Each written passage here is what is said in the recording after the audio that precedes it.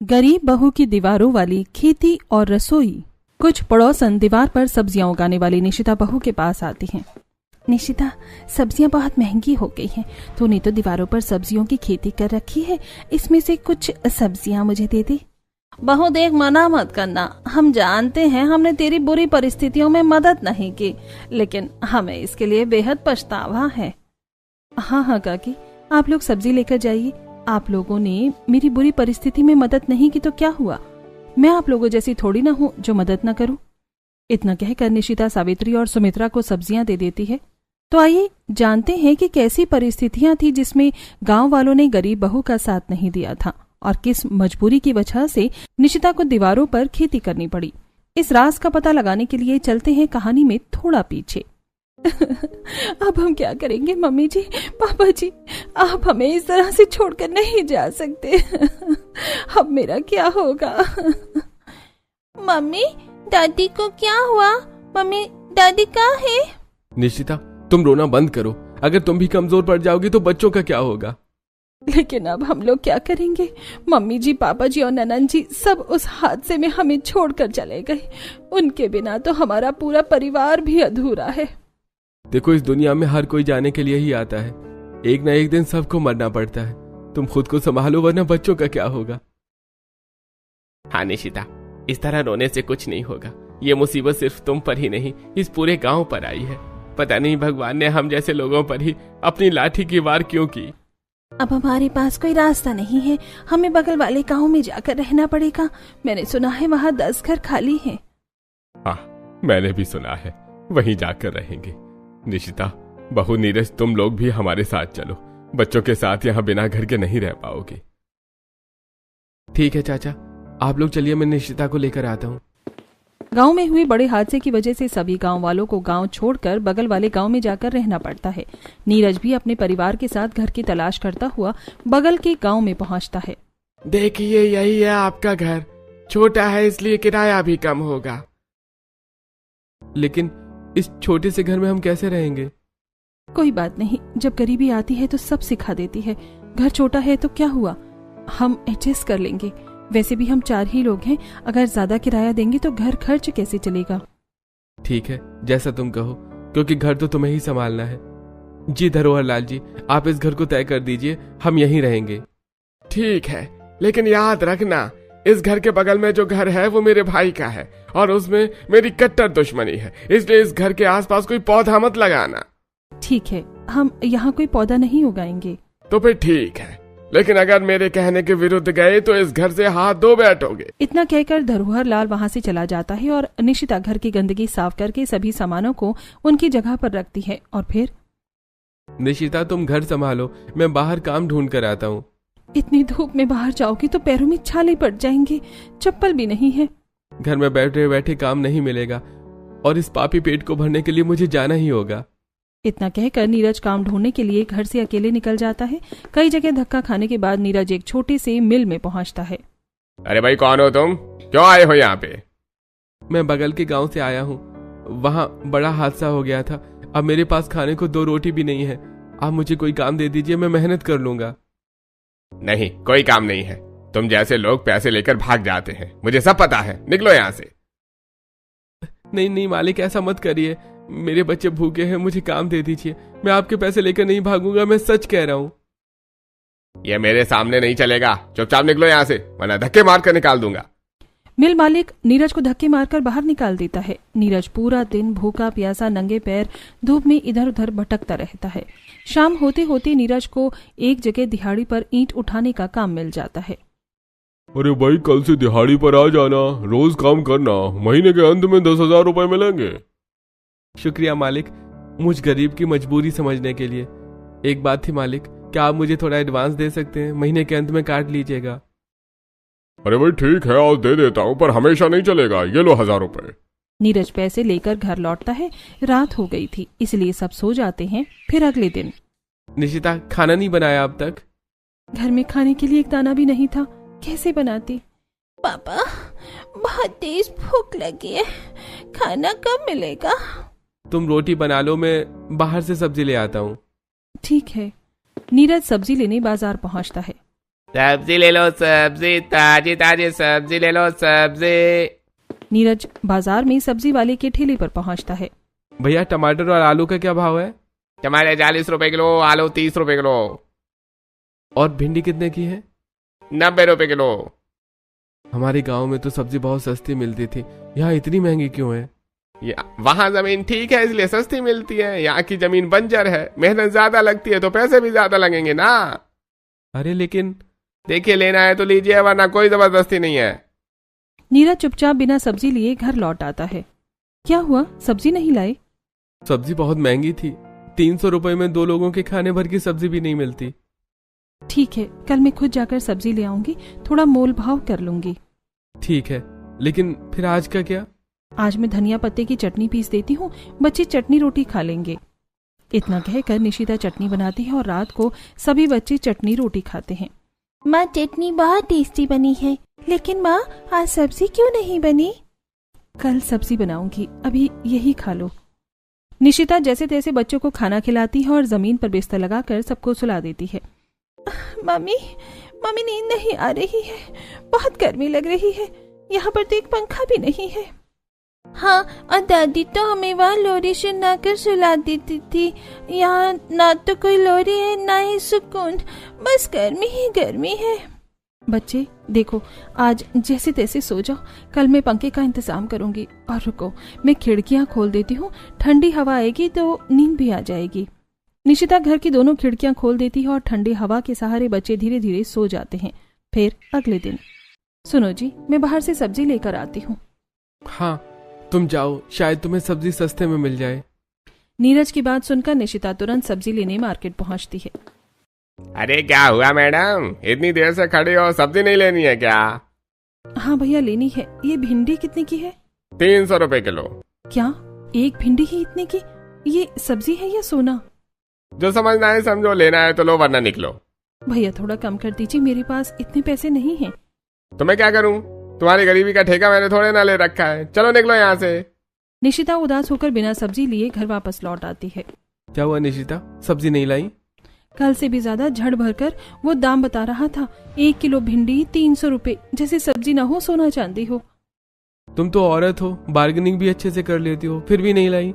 वो सुन ही नहीं रहा था, अगर सुनता तो मैं क्यों ना लाती भला। तो अब क्या, खिचड़ी बना देती हूँ, वही खा लेंगे सभी बच्चे, सब्जी तो औकात से बाहर है। फिर खिचड़ी बनाती है वो और सभी को खिलाती है। अब इसी तरह दिन बीतते हैं, हर दिन बिना सब्जी के खाना बनता है और बच्चे परेशान होने लगते हैं। मम्मी, आप रोज रोज बिना सब्जी के खाना बना देती हो, मुझे नहीं खाना। बेटा, भूखे रहने से तो यही अच्छा है, कुछ तो खा लो। माँ, ऐसी रुखी रुखी खाना खाने से बिल्कुल अच्छा नहीं लग रहा। अच्छा ठीक है, मैं बगल वाली पड़ोसन से कुछ सब्जी मांग कर लाती हूँ। ये सोचकर निशिता सब्जी मांगने के लिए पड़ोसियों के घर जाती है। वहीं दूसरी तरफ, कितने पैसे चाहिए होते हैं तुम्हें रोज? अभी कल ही तो दिया था 500 रुपए, कहाँ करती हो इतने सारे पैसे खर्च? 300 रुपए किलो तो तुम्हारी ये सब्जी मिल रही है, जैसे तुम फेंक देते हो, अब 200 रुपए घर खर्च करना हो। तभी निशिता सावित्री के घर पर दस्तक देती है। क्या हुआ निशिता?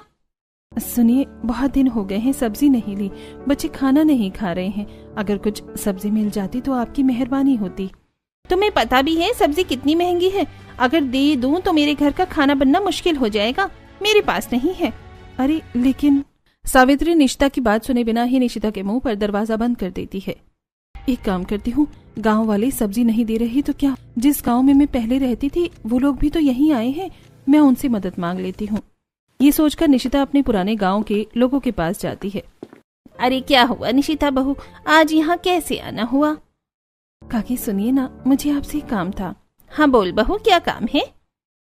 बच्चे बिना सब्जी के खाना नहीं खा रहे, बहुत दिन हो गए हैं घर में सब्जी नहीं बनी, सब्जी बहुत महंगी है, अगर आप थोड़ी सब्जी दे देती तो आपका भला होता, मैं आपका एहसान मानती। क्या सब्जी? अरे नहीं बहू, तुम्हें पता है सब्जी कितनी महंगी है, अगर मैं तुम्हें सब्जी दे दूंगी तो मेरा ही नुकसान हो जाएगा। लेकिन काकी, बस थोड़ी सब्जी की ही तो बात है, मैं बाद में लौटा दूंगी, अभी बच्चे भूखे सो जाएंगे। देख बहू, बच्चे भूखे सोएं या खाकर सोएं, इससे मुझे क्या फर्क पड़ता है, तो खुद सब्जी खरीद नहीं पा रही, मुझे कैसे लौटाएगी, हम भी तेरे जैसी ही हालत में हैं। जैसे तेरा सब कुछ बर्बाद हुआ है वैसे हमारा भी हुआ है, हम तेरी मदद नहीं कर सकते। अच्छा ठीक है काकी, जैसा आपको सही लगे। निशिता दूसरे पड़ोसियों के पास भी जाती है, लेकिन सभी इनकार कर मुंह पर ही दरवाजा बंद कर देते हैं। निशिता उदास होकर वापस लौट जाती है। ये पैसे भी कितने अजीब होते हैं, अपने लोगों को अपनों से दूर कर देते हैं और वक्त आने पर अपनों को ही पराया बना देते हैं। क्या हुआ निशिता, सब्जी नहीं मिली? क्या बताऊं, सब्जी भी महंगी है और कोई मदद करने को तैयार ही नहीं है। अब तो यही दुनिया है, हर कोई अपने में ही लगा है। लेकिन इस तरह बिना सब्जियों के घर नहीं चलेगा। मैं सोच रही हूँ क्यों ना खेती कर लूं। लेकिन तुम खेती कहाँ करोगी? मकान मालिक ने तो साफ मना किया है। अगर हमने उनकी बात नहीं मानी तो कहीं घर से हाथ न धो बैठे। अरे हाँ, मैं तो भूल ही गई थी, अब क्या करूं? निशिता सोच में डूब जाती है और फिर यादों की तिजोरियों को याद करने लगती है। पहले सब कितना अच्छा था, सब एक साथ मिलकर खेती करते थे, सब कुछ कितना अच्छा था। काश उस दिन वो हादसा न हुआ होता। बहू कहाँ रह गई तू? जल्दी आ, देख इस बार खेत में कितनी अच्छी सब्जियां हो गई हैं। ये करेला भी तैयार है, मिलकर तोड़ते हैं।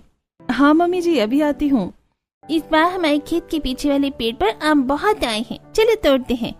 इस गर्मी भी हर साल की तरह आम ही आम होंगे। रोहित और पिंकी श्यामलाल के साथ आम तोड़ने चले जाते हैं और निशिता कौशल्या के साथ सब्जियां तोड़ने लगती है। अरे जल्दी करो, इन्हें बाजार ले जाकर बेचना है, तभी घर का राशन आएगा। हाँ हाँ, बस अभी तोड़ रही हूँ। पूरा परिवार मिलकर खेतों में काम करता है और शाम होते होते सभी साथ बैठकर खाना खाते हैं। वाह बहू, क्या खाना बनाया है, दिल खुश हो गया। ये आमरस कितना टेस्टी है, और ये कच्चे आम का अचार भी। भगवान करे हमारी जिंदगी हमेशा ऐसे ही खुशहाल रहे। तभी अचानक गांव में शोर मचता है। क्या हुआ, ये शोर कैसा है? अरे बाढ़ आ रही है, खेत और घर सब डूब रहे हैं, भागो, अरे भागो यहाँ से। अरे भागो भागो, इस बार की सुनामी तो पूरे गांव को ले डूबेगी।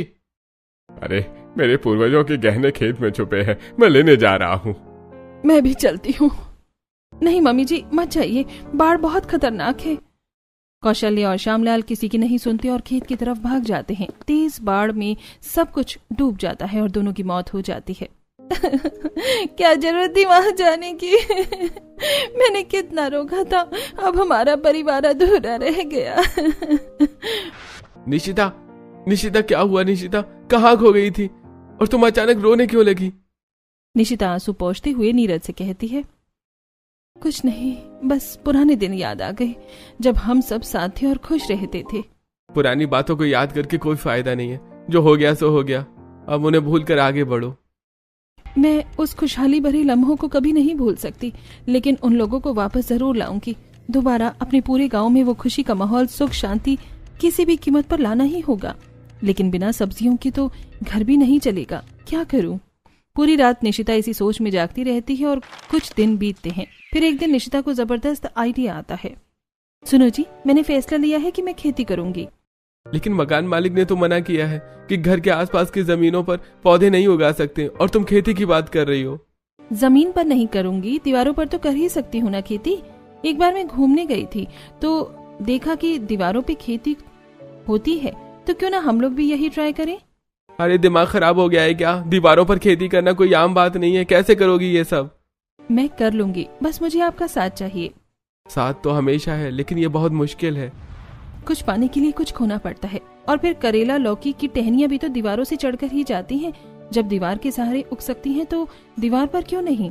मैं तुम्हारे साथ हूँ, अगर तुम यही चाहती हो तो मैं तुम्हें जो करना है तुम करो, मुझे कोई ऐतराज नहीं। इस फैसले को लेने के बाद निशिता बाजार जाती है और कुछ पौधों के बीज, साथ ही छोटे छोटे पौधे खरीद कर लाती है। इन पौधों को इन सबसे मोटी और 2 घरों के बीच की दीवारों पर लगाऊंगी। यहाँ पर तो सामान रखने के लिए दीवारों में जगह भी है और इन्हीं जगहों पर पौधे रख दूंगी। ये सोचकर निशिता 5 फुट ऊंचे दीवार पर खेती करना शुरू करती है और बीच की जगह पर बिना जमीन का इस्तेमाल कर पौधे लगाती है। लग गए दीवार पर पौधे। अब बस इनकी जुताई करके इन्हें सही समय पर खाद और पानी देने की देर है, फिर भगवान की कृपा से सब्जियां उगनी शुरू हो जाएंगी। ये सोच निशिता दीवारों पर करेला, लौकी, टमाटर और मिर्च के साथ कुछ पौधे लगाती है। समय पर उसमें पानी देना, खाद डालने के साथ साथ उनका ध्यान भी रखती है। और फिर एक दिन, अरे वो नया किराएदार जो आया है ना, उसी से घर का किराया लेने जा रहा हूँ। इतना कहकर धरोहर लाल किराया लेने के लिए निशिता के घर पहुंचता है और दीवारों पर हो रही खेती देखकर हैरान रह जाता है। ये क्या किया? मैंने मना किया था ना, इधर उधर पौधे मत उगाना। अगर मेरी बात नहीं मानोगी तो घर खाली करना पड़ेगा। हमने आपकी बात नहीं टाली। आपने जमीन पर पौधे लगाने के लिए मना किया था। मैंने जमीन पर नहीं, दीवार पर उगाए हैं। बात तो सही है, ये दीवार मेरे और मेरे भाई के घर के बीच की है, यहाँ तो किसी का हक नहीं है। क्या हुआ मकान मालिक, हैरान रह गए ना? आप चिंता मत करिए, मैं इस दीवार से किसी को परेशानी नहीं होने दूंगी। अच्छा ठीक है, अगर बिना जमीन के खेती कर सकती हो तो मुझे कोई ऐतराज नहीं है। मैं तो किराया लेने आया था। मैं अभी पैसे लेकर आती हूँ। निशिता घर के अंदर जाकर पैसे लाती है और धरोहर लाल को दे देती है। धरोहर लाल वापस चला जाता है। इसी तरह अगले दिन जब निशिता खाना बना रही थी हे भगवान, ये लकड़ियां जल क्यों नहीं रही हैं? पूरा घर धुएं से भर गया। मम्मी क्या कर रही हो? सांस लेने में दिक्कत हो रही है। मम्मी, खांसते खांसते पेट में दर्द होने लगा है और आंखों में धुआं भी लग रहा है। मैं तो साधारण सब्जी बना रही हूँ, लेकिन घर के अंदर चूल्हा होने की वजह से दिक्कत हो रही है।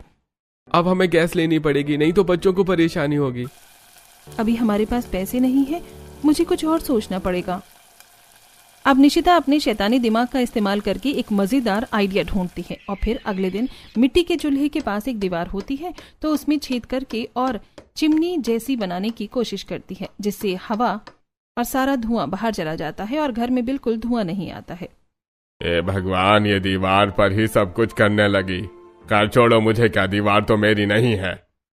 ये सोचकर राजवीर वहां से चला जाता है। उसके बाद वो आराम से खाना बनाती है और सबको खिलाती है। समय के साथ दीवारों पर उगाई सब्जियां बढ़ने लगती हैं। निशिता, और कब तक इस तरह धूप में मेहनत करोगी? बिना अच्छे खाद की सब्जियां नहीं उगेंगी और फिर खेती भी बहुत मुश्किल है। मैं सभी की तरह केमिकल वाले खाद डालकर खेती नहीं करना चाहती। क्यों ना मैं सब्जियों के छिलके, चावल का पानी और प्राकृतिक खाद का इस्तेमाल करूं। अरे वाह, तुम्हारा दिमाग तो घोड़े से भी ज्यादा तेज दौड़ता है। इससे तो पैसे भी नहीं लगेंगे और सब्जियां भी टेस्टी के साथ ज्यादा प्रोटीन दायक होंगी। निशिता छिलके, चावल का पानी और अलग अलग खाद बनाकर पौधों में डालती है और नए पौधे भी लगाती है। कुछ ही दिनों में दीवारों पर करेला, लौकी और दूसरी सब्जियां उगने लगती हैं और सभी को खेती की उगी सब्जियां वो बनाकर खिलाती है। माँ, इतने दिनों बाद आपने सब्जी बनाई है? हाँ बच्चों, दीवार पर जो सब्जियां उगाई थी वो अब उगने लगी हैं तो मैंने सोचा आज बना दूं। लेकिन माँ, मुझे तो करेला बिल्कुल पसंद नहीं है। हाँ माँ, और मुझे भिंडी भी बिल्कुल पसंद नहीं है। तुम दोनों एक बार खाकर तो देखो, सच में बहुत अच्छी लगेगी। हाँ बच्चों, मम्मी कह रही है ना, एक बार खाकर देखो। नीरज की बात सुनकर रोहित और पिंकी निशिता के हाथों की बनी ताजी सब्जियां खाते हैं और खाते ही दोनों के चेहरे बदल जाते हैं। सच में माँ, ये तो बहुत ज्यादा टेस्टी लग रहा है। हाँ माँ, मुझे तो करेला बिल्कुल पसंद नहीं था, लेकिन ये तो बिल्कुल कड़वा ही नहीं लग रहा, मीठा मीठा और टेस्टी लग रहा है। हाँ माँ, और ये भिंडी भी बिल्कुल अलग है, ना गीलिया ना चिपचिपी। आपने तो कमाल की सब्जी बनाई है। सच में, अगर सब्जियां ऐसी बनी ना तो तुम लोग सब खा लोगे। हाँ माँ, अब तो मैं तीखा या मीठा सब खा लूंगा। सच में निशिता, तुमने इतनी अच्छी सब्जी बनाई है, खाकर दिल खुश हो गया, वो भी इतने दिनों बाद। इसमें मेरे बनाने का नहीं, बल्कि अच्छे से सब्जियां उगाने का भी कमाल है। हाँ, वो तो मुझे पता है, तुम घर के काम से लेकर बाहर सब्जियां उगाने तक सब कुछ परफेक्ट करती हो। मैं भी तो आखिर किसी की बहू हूँ। मम्मी जी नहीं है तो क्या हुआ, उनके संस्कार आज भी मेरे अंदर जिंदा हैं। इतना कहकर निशिता सभी के साथ बैठकर खाना खाने लगती है। हाँ माँ, आज तो दादी की बहुत याद आ रही है। हाँ माँ, लेकिन आप भी आओ ना, हमारे साथ बैठकर खाना खाओ। अरे लेकिन आओ ना, अब पूरा परिवार साथ में खाना खाएगा। नीरज की बात सुनकर निशिता भी सबके साथ बैठकर खाना खाती है और पूरा परिवार हंसी मजाक करते हुए खाना खाता है और फिर सो जाता है। निशिता के घर हमेशा सब्जियां बनने लगती हैं और फिर वहीं आसपास की औरतें। मैंने सुना है उस बहू के घर रोज सब्जी बन रही है। हाँ, बाजार में सब्जी महंगी है, फिर भी वो कैसे बना रही है, चलो चलकर देखते हैं। ये सोचकर सावित्री और संजना दोनों निशिता के घर पहुंचती हैं, जहां दीवारों पर निशिता को खेती करते देखकर वो हैरान रह जाती हैं। अरे ये क्या, तुमने दीवारों पर खेती शुरू कर दी? हाँ, जमीन पर मना था इसलिए दीवार पर उगाया। इतनी सब्जियां हैं तो हमें भी दे दो। हाँ, इतनी सारी सब्जियां तो बड़े खराब हो जाएंगी ना, हमें भी थोड़े कम दामों में बेच दो। हाँ, बात तो सही है, इतनी सारी सब्जियों का मैं क्या ही करूंगी, बेचकर पैसे आएंगे तो घर खर्च में ही काम आएंगे। ये सोचकर निशिता सस्ते दामों में सब्जियां बेच देती है और फिर रात को घर में, ये लो पैसे, कल का राशन ले आना। इसकी जरूरत नहीं है, मेरे पास पैसे हैं। तुम्हारे पास पैसे कहाँ से आए? मैंने अपनी उगाई सब्जियां बगल की संजना और बाकी के पड़ोसियों को बेच दी। अरे ये तो बहुत अच्छा है, क्यों ना इसे हम रोज का काम बना लें। क्या मतलब? तुम खेती करो और हम बेचें, इससे कमाई होगी। अरे हाँ, ये तो बहुत अच्छा आइडिया है। ये तो मैंने सोचा ही नहीं। आज से मैं सब्जियां उगाने के साथ सब्जियां बेचूंगी भी। ये सोचकर निशिता अब और कड़ी मेहनत करना शुरू कर देती है। फिर एक दिन निशिता जब अपनी खेत की उगाई सब्जियों से खाना बना रही थी, तब आस पड़ोस में इतनी अच्छी खुशबू कहाँ से आ रही है? बगल वाली बहू की सब्जियां हैं, अब हम भी उसी से सब्जी लेंगे। ये सोचकर गांव की सभी औरतें निशिता से सब्जी लेने का फैसला लेती हैं। इसी तरह फिर रात को जब निशिता अपना बनाया हुआ खाना सभी को खिलाती है। मम्मी क्या खाना बनाया है आपने आज? मन कर रहा है खाने के साथ उंगलियां भी खा जाऊं। अरे बुद्धू, उंगली खा जाएगा तो मम्मी के हाथों का टेस्टी टेस्टी खाना कैसे खाएगा? अरे अरे बच्चों, उंगलियां क्यों खानी है, खाना खाओ। अरे इसमें बच्चों की क्या गलती? तुम ही इतना टेस्टी खाना बनाती हो तो अब हम क्या कर सकते हैं? इसी तरह निशिता के परिवार में खुशियां लौट आती हैं और पूरा परिवार हंसी मजाक करते हुए एक दूसरे से बात करता है। और फिर एक दिन मार्केट में दो सब्जी वाले आपस में बात करते हैं और चारों तरफ सन्नाटा होता है।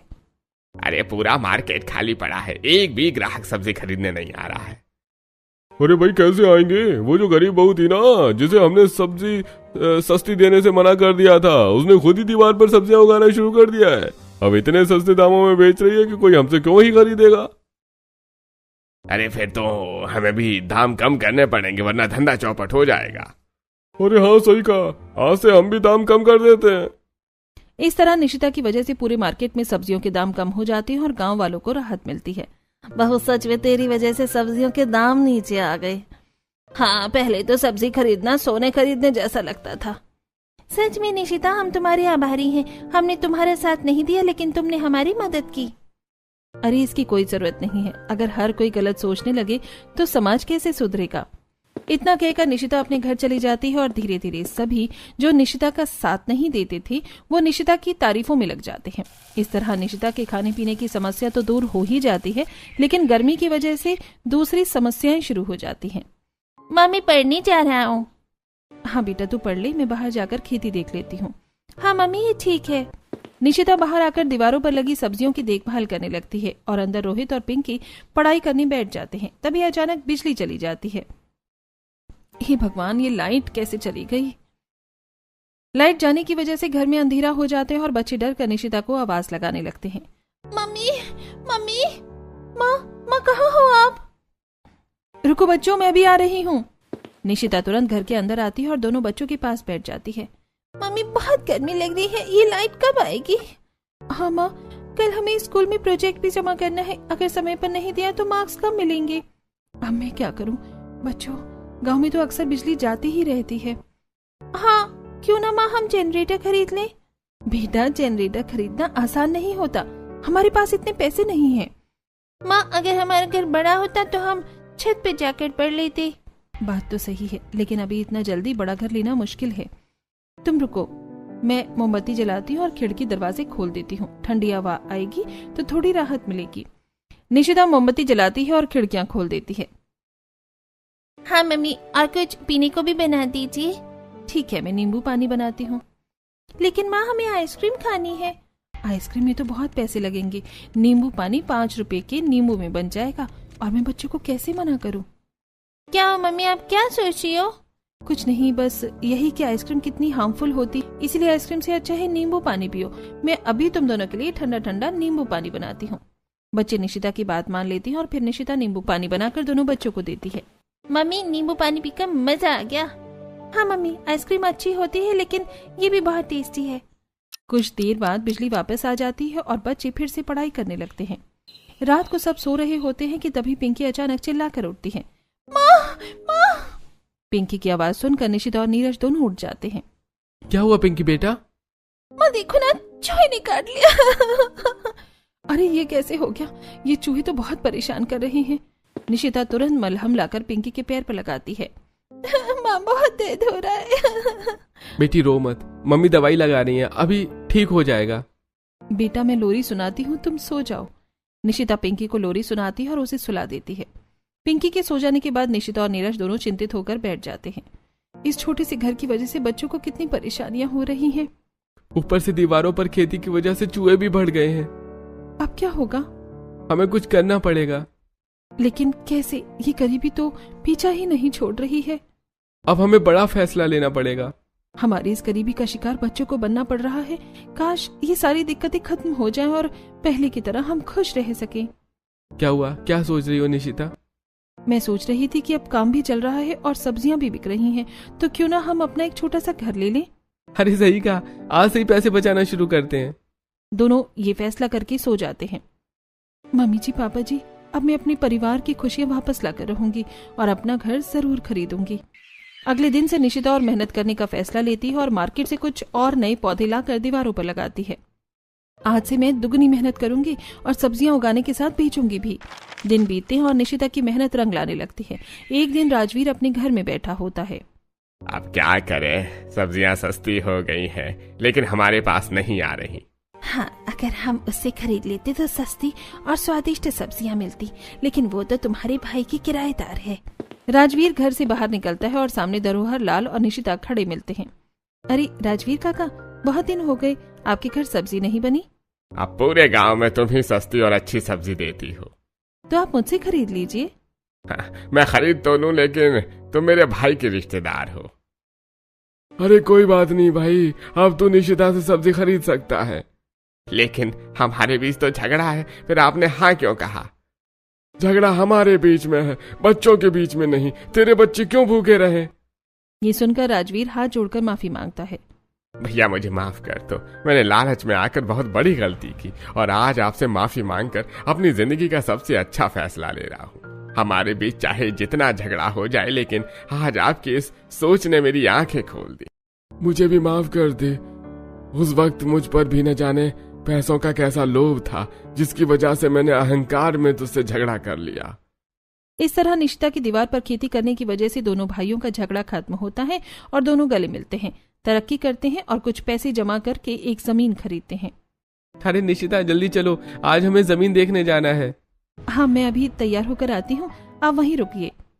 इतना कहकर निशिता तुरंत तैयार होती है और भगवान का आशीर्वाद लेकर नीरज के साथ जमीन देखने जाती है।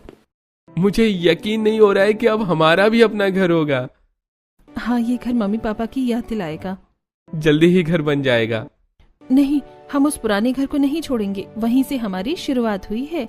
सही कहा, हम दोनों जगह खेती करेंगे और हम उसे घर को कैसे भूल सकते हैं जो हमारे बुरे समय पर हमारा सहारा बना है। अरे आप लोग चिंता मत कीजिए, मैं जल्दी जल्दी इस जमीन पर घर बनाकर तैयार कर दूंगा, बिल्कुल आप लोगों के कहने के अनुसार। उस घर में एक अच्छा सा मंदिर जरूर बनवाइएगा। जी ठीक है, जैसा आप कहें। निशिता और नीरज खुश होकर अपने नए सपनों की शुरुआत करते हैं और वापस अपने पुराने घर में लौटते हैं। कुछ दिन बीतते हैं और दोनों का घर बनकर तैयार हो जाता है। क्या सच में हमारा घर बनकर तैयार हो गया? हाँ मैम, गर्मी ज्यादा थी तो मजदूरों ने तेजी से काम किया है, घर मजबूत बनकर तैयार है। वाह, आपने तो बहुत अच्छी खबर दी है। थैंक यू, आपने इतना जल्दी घर बना दिया। इतना कहकर निशिता फोन रख देती है और सभी घर वालों को ये खुशखबरी सुनाती है। मम्मी क्या हुआ, आप इतनी खुश क्यों हो? क्या मम्मी, हमारा नया घर बनकर तैयार हो गया है क्या? हाँ बच्चों, अब हमें गर्मी से छुटकारा मिलेगा। हमारा बड़ा और अच्छा घर बन गया है। क्या सच में इतना जल्दी घर बन गया? हाँ, और हम कल ही शिफ्ट करेंगे। अरे मैं तो कब से नए घर को देखने के लिए इंतजार कर रहा था। हाँ, और मैं भी बस अब सब कुछ अच्छी तरह से हो। अब जल्दी सो जाइए, कल सुबह बहुत सारा काम है। ये सुनकर पूरा परिवार खुशी में झूम उठता है और रात भर नए घर के सपने देखते हुए जागता रहता है। अगले ही दिन पूरा परिवार अपना सामान समेटकर नए घर में शिफ्ट होने के लिए अपने पुराने घर से निकल रहा होता है कि तभी सभी पड़ोसी, निशिता बहू, तुम मुझे माफ कर देना। जब तुम यहाँ आई थी तब मैंने तुम्हारी मदद नहीं की। सच में निशिता, आज तुम ये घर छोड़कर जा रही हो तो हमें तुम्हारी बहुत याद आएगी। मैं इस घर को कभी नहीं छोड़ सकती। मैं वहाँ रहने के साथ यहाँ भी खेती करूंगी और दीवारों पर सब्जियां उगाऊंगी। काश हमें भी तुम्हारी तरह दीवारों पर खेती करना आता। आपने पहले क्यों नहीं बताया? आप लोग चिंता मत करिए, मैं आपको भी दीवारों पर खेती करना सिखाऊंगी। इस तरह निशिता अपने सभी पड़ोसियों को अलविदा कहकर अपने नए घर में शिफ्ट हो जाती है और नए घर के मंदिर में अपने सास ससुर की फोटो लगाती है। मम्मी पापा के जाने के बाद ही हम दूसरे गाँव आए और सब कुछ बदल गया, लेकिन उन्हीं की वजह से मुझे हिम्मत मिली और आगे बढ़ने का फैसला लिया। मैं उन्हें कभी नहीं भूल सकती। मम्मी क्या अब ये बड़ा सा घर हमारा है, हम यही रहेंगे? हाँ बच्चे, अब तुम्हें गर्मी से परेशान नहीं होना पड़ेगा और ना ही स्कूल पैदल जाना पड़ेगा। सच में मम्मी आप कितनी अच्छी हो, अब हम भी बाकी बच्चों की तरह खुश रहेंगे। हाँ बच्चों, अब तुम्हारी मम्मी को कोई गरीब बहू नहीं कह सकता, अब वो खुद का सब्जियों का बिजनेस करती हैं। और आप लोग भी। इस तरह निशिता एक गरीब बहू से एक सफल बिजनेस वुमेन बन जाती है और अपनी मेहनत से नया घर खरीदकर पूरे परिवार के साथ खुशी खुशी रहने लगती है। तो क्या लगता है दोस्तों, सुनामी के बाद अपने परिवार के लिए निशिता जो भी कुछ कर पाई वो आसान था या मुश्किल? और अगर आप होते तो अपने परिवार के लिए क्या कर सकते थे, कितनी मेहनत करते? अपना जवाब हमें कमेंट में जरूर बताएं। गर्मी में देवरानी जेठानी का शहर से अच्छा गांव। शिवानी और कनिका बरगद के पेड़ पर बंधे झूलों पर बैठकर झूला झूल रही होती हैं। दोनों ने सुंदर साड़ी पहनी होती है और नई नवेली बहुओं की तरह सजी होती हैं। देवरानी जी, इस झूले में झूलने में कितना मजा आ रहा है ना। जेठानी जी, मजा तो आएगा ही ना। इतनी तेज गर्मी में पूरे गांव में धूप छा रखी है, पर इस पेड़ की छांव में कितनी ठंडक है और ये झूला भी कितना मजेदार है। ऐसा लगता है जैसे माँ की गोद में झूल रहे हैं। जेठानी जी, पर ये मजा सिर्फ आज का ही है, कल हमें अपने पतियों के साथ शहर जाना है, न जाने शहर का हाल कैसा होगा। देवरानी जी, शहर जैसा भी हो, हम अपने गांव को कभी नहीं भूलेंगे। शिवानी और कनिका अपनी शहर की सहेलियों के साथ एक कैफे में किटी पार्टी कर रही होती हैं। क्या दिन थे वो, आज भी वो दिन मुझे याद है। तुम लोग देवरानी जेठानी गांव की इतनी तारीफ कर रहे हो जैसे तुम्हारा गांव शहर से अच्छा हो। हम ये नहीं कह रहे कि शहर बुरा है, पर हमारा गांव बहुत अच्छा है। अपनी सहेलियों से बातें करके शिवानी और कनिका कैफे से निकलती हैं और तेज धूप में अपने घर की तरफ चली जाती हैं। ऐसे ही कुछ दिन बीतते हैं और एक दोपहर शिवानी किचन में खाना बना रही होती है, वहीं कनिका डाइनिंग टेबल पर प्लेट लगा रही होती है। बहू, आज खाने में क्या बनाया है? आज जेठानी जी खाना बना रही है, उन्होंने दाल चावल और पटेल की सब्जी बनाई है। अरे वाह बहू, मेरे लिए सलाद बना देना, नींबू निचोड़ कर। ठीक है पापा जी। मम्मी जी, मुझे जरा पैसे दे दीजिए, मैं बाजार जाकर सब्जियां और नींबू लेकर आती हूँ। कनिका पैसे लेकर तेज धूप में घर से निकलती है और अपने पल्लू से पसीना पोंछते हुए सब्जी मंडी पहुँचती है, जहाँ सब्जी वाला अपनी सब्जियों पर पानी फेंक रहा होता है। जी दीदी, क्या दे दूं आपको? भैया, मुझे खीरे, टमाटर, प्याज और नींबू दे दीजिए। हाँ दीदी, अभी देता हूँ। भैया, ये कैसी सब्जियां हैं? खीरे सूखे हुए हैं, टमाटरों में आप पानी डाल रहे हैं और प्याज भी सड़ी है। दीदी, यहाँ शहर में इतनी गर्मी पड़ रही है कि इंसान की हालत खराब हो जा रही है और आप तो सब्जियों की बात कर रही हैं। अच्छा भैया, फिर यही दे दो। सब्जी वाले से सब्जियां लेकर कनिका अपने घर लौटती है और घर पहुंचकर कनिका सलाद बनाती है। वहीं शिवानी खाना परोस रही होती है और सभी लोग साथ में खाना खाते हैं। ऐसे ही कुछ दिन बीतते हैं। एक रात शिवानी अपने कमरे में सो रही होती है, तभी अचानक शिवानी की नींद खुल जाती है और शिवानी का चेहरा पसीने से भरा होता है। ओफो, चारों तरफ से बंद कमरे में कितनी उमस हो रही है, मुझे तो बिल्कुल भी नींद नहीं आ रही। इतना कहकर शिवानी अपने कमरे की खिड़कियां खोलकर बालकनी में आकर खड़ी हो जाती है। ये क्या, रात के 3 बज रहे हैं और इस समय भी थोड़ी सी हवा नहीं चल रही है। ऊपर से ये कारखाना अभी तक शोर मचा रहा है, जो बची हुई नींद थी वो भी खत्म हो गई। कारखानों की आवाज से परेशान शिवानी रात भर सो नहीं पाती। ऐसे ही कुछ दिन बीतते हैं और गर्मियां बढ़ने लगती हैं। तभी एक सुबह क्षितिज और शिवम ऑफिस के लिए निकल रहे होते हैं, वहीं सूरज और विक्रम अपने स्कूल के लिए तैयार हो रहे होते हैं। आप दोनों ऑफिस जा रहे हैं तो बच्चों को स्कूल पहुंचाते हुए जाइए। देखो शिवानी, हमारे पास बिल्कुल भी टाइम नहीं है। अगर हम बच्चों को स्कूल पहुंचाने के लिए रुके तो हम लेट हो जाएंगे। भैया, कितनी देर हो जाएगी, रास्ते में ही स्कूल है और 2 मिनट ही लगते हैं। अब तुम्हें कैसे समझाएं, तुम्हें तो पता ही है शहर में कितना ट्रैफिक होता है। अगर हम इन्हें पहुंचाने के लिए इनके स्कूल की तरफ गए ना तो 2 मिनट 2 घंटे में बदल जाएंगे हमारे। इसलिए हमें ऑफिस के लिए जाने दो और इन्हें प्लीज तुम पहुंचा दो। इतना कहकर क्षितिज और शिवम ऑफिस के लिए निकल जाते हैं और शिवानी और कनिका तेज धूप में सूरज और विक्रम को लेकर स्कूल के लिए निकलती हैं। तभी एक गाड़ी का काला धुआं सूरज और विक्रम के चेहरे पर पड़ता है। मम्मी, ये अंकल कितने गंदे, मेरे फेस पर कार का धुआं फेंक रहे हैं। हाँ मम्मी, ये काला धुआं हमें बिल्कुल पसंद नहीं है। बच्चों, ये काला धुआं किसी को भी पसंद नहीं है। अब तुम लोग परेशान मत हो, जल्दी चलो, हमें स्कूल पहुंचना है। शिवानी और कनिका पैदल ही सूरज और विक्रम को स्कूल छोड़कर वापस घर लौटती हैं। एक दोपहर कनिका बालकनी में पापड़ सुखा रही होती है और शिवानी हॉल की सफाई कर रही होती है कि तभी क्षितिज और शिवम सूरज और विक्रम को लेकर घर आते हैं और घर आते ही सूरज और विक्रम अपने बैग सोफे पर फेंककर सोफे पर कूदने लगते हैं। अरे मेरे बच्चों, तुम लोग सोफे पर क्यों कूद रहे हो? आप दोनों इतनी जल्दी कैसे आ गए? और इनकी छुट्टी तो 3 बजे होती है, अभी तो सिर्फ 1:30 बजे है। क्या हुआ, आप इन्हें लेकर क्यों आए हैं? अरे हम इन्हें जबरदस्ती थोड़े ना उठा लाए हैं। इनके स्कूल से फोन आया था कि स्कूल में समर वैकेशन अनाउंस हो गए और आज हाफ डे से ही समर वैकेशन की छुट्टियां शुरू हो गई हैं और आज ही हमें अपने ऑफिस से समर वैकेशन भी मिल गया, तो हम आते वक्त इन्हें ले आए। हमारे शहर में गर्मी ही इतनी बढ़ गई है कि स्कूलों में बच्चों की छुट्टी कर दी जा रही है, और अच्छा भी है, इसी बहाने तुम दोनों को भी आराम मिल जाएगा। आपको तो आराम मिल जाएगा, पर ये बच्चे हमारी कमर तोड़ देंगे। न ये गर्मी में बाहर खेलने जाते हैं, न घर में चुपचाप बैठते हैं, पूरे घर में शोर मचाते रहते हैं और हमें परेशान करते हैं। मम्मी, हम आप लोगों को परेशान नहीं करेंगे, पर बदले में आपको हमें कहीं घूमने लेकर जाना होगा। हाँ मम्मी और चाची, हमारे स्कूल के सभी बच्चे कहीं न कहीं समर वेकेशन पर घूमने गए हैं, हमें भी कहीं लेकर चलिए। हाँ, मैं भी सोच रहा हूँ कि कहीं घूमने चलते हैं। वैसे भी बहुत सालों के बाद हमें ऑफिस से लंबी छुट्टी मिली है, पर हम जाएंगे कहाँ? गर्मियों की छुट्टी का मजा तो गांव में ही आता है। हम सब अपने गांव चलते हैं। गांव नहीं मम्मी, गांव नहीं, हम न्यूजीलैंड चलते हैं, वहाँ ठंडे बर्फ में खेलेंगे। बच्चों, तुम गांव चलो, वहाँ जाओगे तो न्यूजीलैंड भी भूल जाओगे। बहू, तू कहाँ बच्चों को गांव लेकर जा रही है? क्या रखा है उस गांव में? हम खुद शहर आकर रह रहे हैं। पर हमारे दादा ससुर और चाचा ससुर तो गांव में रहते हैं, हम उनके पास चलते हैं ना। गर्मियों की छुट्टियों में हमारा बहुत मन है, प्लीज मना मत कीजिए। तभी रामलाल के पिता सूर्यवीर और भाई रमेश का वीडियो कॉल आता है। नमस्ते पिताजी। जीते रहो, जीते रहो। बहुत दिन हो गए भाई तुम लोगों को गांव नहीं आए। ये देखो हमारे बगीचे में कितने रसीले आम हैं। रमेश वीडियो कॉल पर अपने बाग बगीचे दिखाता है। इन पेड़ों के बीच हाइड एंड सीक खेलने में बहुत मजा आएगा। अरे रामलाल, अब जब तेरा बूढ़ा बाप मर जाएगा तब क्या तू गांव आएगा? इतने साल हो गए अपने परिवार के साथ गांव नहीं आया है। गर्मियों की छुट्टियां मिली होगी, इस बार गांव आ जा।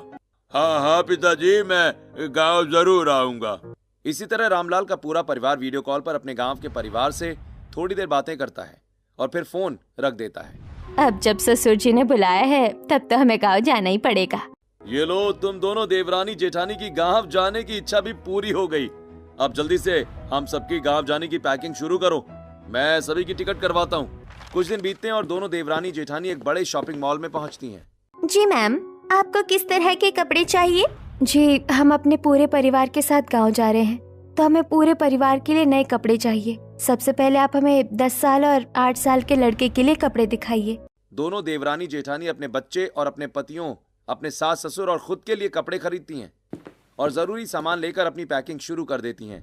ऐसे ही कुछ दिन बीतते हैं और आज पूरा परिवार लगेज के साथ हॉल में खड़ा होता है। बहू, सभी गेट खिड़कियाँ अच्छे से बंद है ना? मम्मी जी, 2 ही दरवाजे हैं जिन्हें 4 बार देख चुकी हूँ, अच्छे से बंद है। आप कहे तो एक बार और देख लूं? शारदा, चलो, बहुओं ने सब कुछ देख लिया है, बहुओं ने सारी तैयारी कर ली है और सभी गेट खिड़कियां अच्छे से बंद है ना? अब जल्दी चलो वरना हम लेट हो जाएंगे।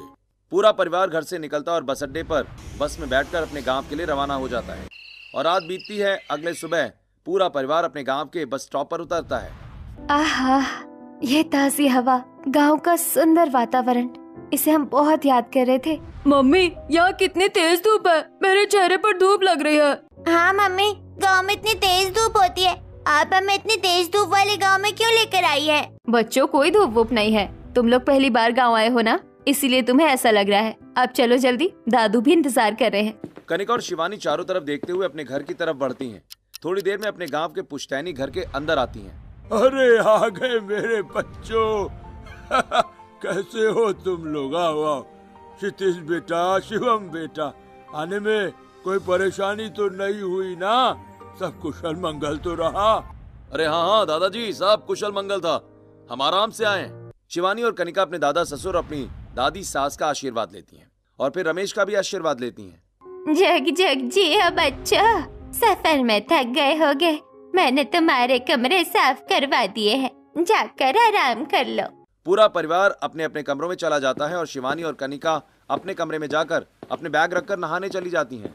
अब तो गर्मियों की छुट्टियां मजे से कटेंगी, जब तक गांव में खूब घूमेंगे, खूब एंजॉय करेंगे, कोई काम नहीं। गांव में आते ही मन खुश हो गया, आज नहाकर परिवार के साथ आराम करूंगी और कल जेठानी जी के साथ गांव घूमने निकलूंगी। शिवानी और कनिका नहाकर तैयार होती हैं और हॉल में आती हैं। आ गई बहुए, आज मैंने खाना नहीं बनाया है, आज खाना तुम दोनों को बनाना है। हाँ दादी जी, हम खाना बना देंगे। सोच लो बहुओं, यहाँ गैस चूल्हे नहीं है, मिट्टी का चूल्हा है, कहीं धुएं से परेशान ना हो जाओ।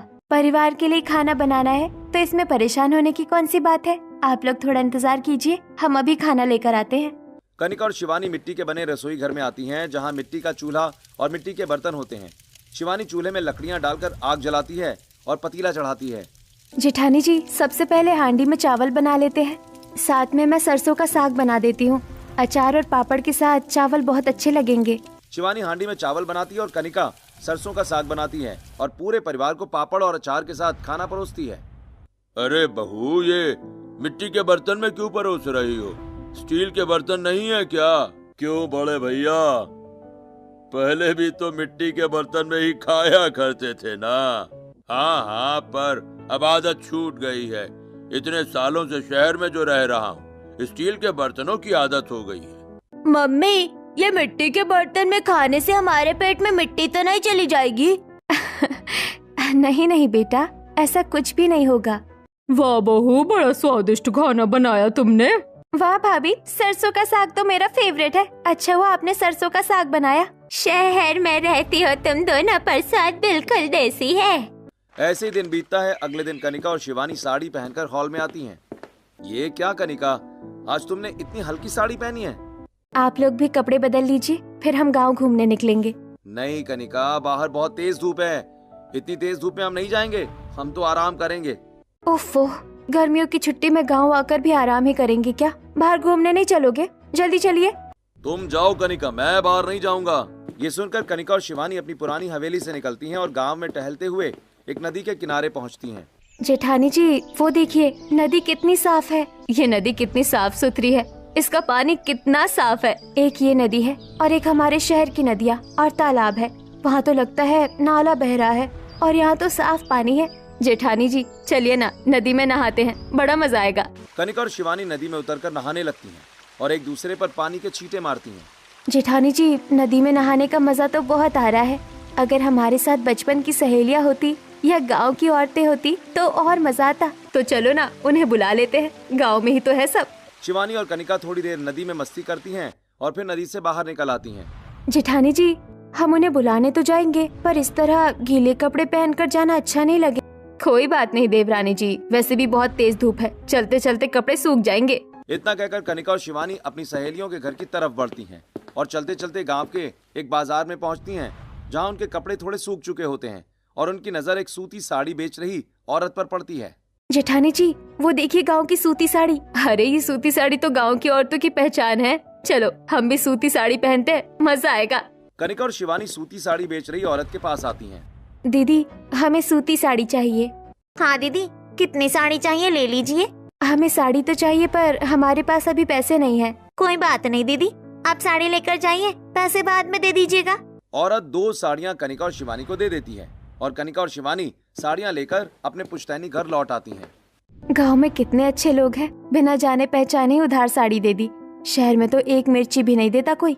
शिवानी शहर के एक बड़े शॉप में ढेर सारी चीजें खरीदकर बिलिंग करवा रही होती है। मैम, आपके टोटल 5,000 रुपए हुए हैं। आपको कैरी बैग चाहिए क्या? बिल्कुल, बिना कैरी बैग के इतना सामान कैसे लेकर जाऊंगी? ओके मैम, देन आपको 50 रुपए एक्स्ट्रा देने पड़ेंगे। क्यों? एक कैरी बैग के 50 रुपए देने पड़ेंगे? कैरी बैग तो फ्री होता है। मैम, यहाँ ऐसा ही होता है, अगर कैरी बैग लेनी है तो 50 रुपए लगेंगे। दे दीजिए, बिना कैरी बैग के इतना सारा सामान लेकर भी तो नहीं जा पाऊंगी। अब से मैं अपना कैरी बैग खुद ही लेकर आऊंगी। जेठानी जी, शहर से अच्छा तो गांव ही है। यहाँ लोग विश्वास भी करते हैं और किसी को लूटने की कोशिश भी नहीं करते हैं। शहर में तो हर जगह लूट मची होती है। इतना कहकर कनिका और शिवानी अपने अपने कमरे में चली जाती हैं और दिन बीत जाता है। अगले दिन कनिका और शिवानी सूती साड़ी पहनकर अपने गांव के आंगन में आती हैं। मम्मी, ये सूती साड़ी क्यों पहनी है? बेटा, ये गांव की सूती साड़ी है। गर्मियों में गांव की औरतें ऐसी साड़ी पहनती है। और तुम लोग क्या पूरा दिन घर में बैठने के लिए आए हो? जाओ बाहर गांव के बच्चों के साथ खेलो। देखो वहाँ बच्चे कबड्डी खेल रहे हैं और वहाँ गिल्ली डंडा खेल रहे हैं। मम्मी ये गिल्ली डंडा क्या होता है? मुझे खेलना नहीं आता। चलो मैं तुम्हें सिखाती हूँ। शिवानी और कनिका अपने बच्चों को लेकर गांव के बच्चों के पास आती हैं। बच्चों, मुझे भी तुम्हारे साथ गिल्ली डंडा खेलना है, हमें भी खिलाओ। चाची, आप भी हमारे साथ गिल्ली डंडा खेलिए। कनिका बच्चों के साथ गिल्ली डंडा खेलने लगती है। ये देखो बच्चों, ये रही गिल्ली और ये रहा डंडा। इस गिल्ली को ऐसे उछालेंगे और फिर डंडा मारकर दूर फेंक देंगे। ये लोग यहाँ वहाँ दौड़ने क्यों लगे? क्या हो गया? बच्चे गिल्ली ढूंढ रहे हैं, अब तुम लोग भी कोशिश करो। सूरज गिल्ली उछालकर डंडा मारने की कोशिश करता है, पर डंडा गिल्ली को लगता ही नहीं। तब सभी गांव के बच्चे हंसने लगते हैं। अरे, इसका डंडा तो गिल्ली को लगता ही नहीं है, ये क्या खेलेगा गिल्ली डंडा? तुम्हें क्या लगता है हम पहली बार खेल रहे हैं इसलिए ऐसा हो रहा है, वरना तुमसे अच्छा खेल सकते हैं। सूरज और विक्रम गिल्ली डंडा खेलने की कोशिश करने लगते हैं। वहीं कनिका और शिवानी अपने गांव की सहेलियों के घर पहुंचती हैं। अरे कनिका, शिवानी, तुम दोनों यहाँ कब आई? अरे हमें आए 2 दिन भी नहीं हुए। चलो ना बाहर गांव में घूमते हैं, मजा आएगा। तुम लोग तो शहर से छुट्टियां मनाने आई हो, हमारा तो ससुराल है, हमें घर का काम करना पड़ेगा। तुम लोग जाओ गांव घूमो, मैं अपना काम निपटाकर नीलम को लेकर आती हूँ। इतना कहकर कनिका और शिवानी गांव में घूमने लगती हैं और थोड़ी दूर एक सड़क पर पहुंचती हैं, जहां बड़े बड़े ट्रकों में पेड़ों के तने लाद कर ले जाए जा रहे होते हैं। इतने सारे ट्रक और सब में पेड़ों के तने, ऐसा लग रहा है जैसे किसी ने जंगल ही काट दिया हो। जेठानी जी छोड़िए ना, किसी ने काटे होंगे। हम गांव आए हैं, चलिए आम के बगीचे में चलते हैं, आम खाते हैं। शिवानी और कनिका आम के बागीचे में पहुंचती हैं, जहां कृष्णलाल, वीर प्रताप और आशुतोष के आदमी के साथ रमेश बात कर रहा होता है। भाई रमेश, ये आशुतोष जी हैं। ये लोग शहर से आए हैं और तुमसे बात करना चाहते हैं। नमस्ते रमेश जी, हमने सुना है कि इस गांव में सबसे बड़ा आम का बागीचा आपका है। जी हाँ, इस गांव में सबसे बड़ा आम का बागीचा और खेत हमारा ही है। तो जी देखिए, हम एक बहुत बड़े प्रोजेक्ट पर काम कर रहे हैं। हम चाहते हैं कि हर गांव का डेवलपमेंट हो, इसलिए किसानों से हम उनकी जमीन ऊंचे दाम पर खरीद रहे हैं। हम आपका बागीचा भी खरीदना चाहते हैं। क्या? पर इस बागीचे से तो हमारा जीवन चल रहा है भाई, हम इसे कैसे बेच सकते हैं? जी, हम आपके घाटे की बात नहीं करेंगे। हम आपके बागीचे में जितनी पैदावार होती है उसका 2 गुना पैसा देंगे और आपके खेतों के भी 2 गुने दाम देंगे। हम नहीं चाहते कि किसी किसान का नुकसान हो, और जब हमारा प्रोजेक्ट पूरा होगा तो गांव के बच्चों को ही यहाँ रोजगार मिलेंगे। उन्हें शहर नहीं जाना पड़ेगा और ना ही तेज धूप में खेतों में काम करना पड़ेगा। अरे वाह, ये तो भाई बहुत अच्छी बात है। चलो, मैं अपनी जमीन देने के लिए तैयार हूँ। जी तब ठीक है, हम जल्दी आपके आम के बागीचे के पेड़ कटवाकर नपाई कर लेंगे। ये क्या चाचा ससुर जी, आप आम के बगीचे बेच रहे हैं? हाँ बहू, ये लोग हमारे आम के बागीचे के 2 गुने दाम दे रहे हैं, इसलिए मैं अपने बगीचे और खेत दे रहा हूँ। पर फिर आप लोग क्या करेंगे? बहू, इन लोगों ने हमारे भविष्य की पूरी तैयारी कर रखी है, तुम चिंता मत करो। कृष्णलाल और रमेश आगे बढ़ जाते हैं और कनिका और शिवानी बागीचे में आम के पेड़ के नीचे बैठकर आम तोड़कर खाने लगती हैं। कितने रसीले आम हैं।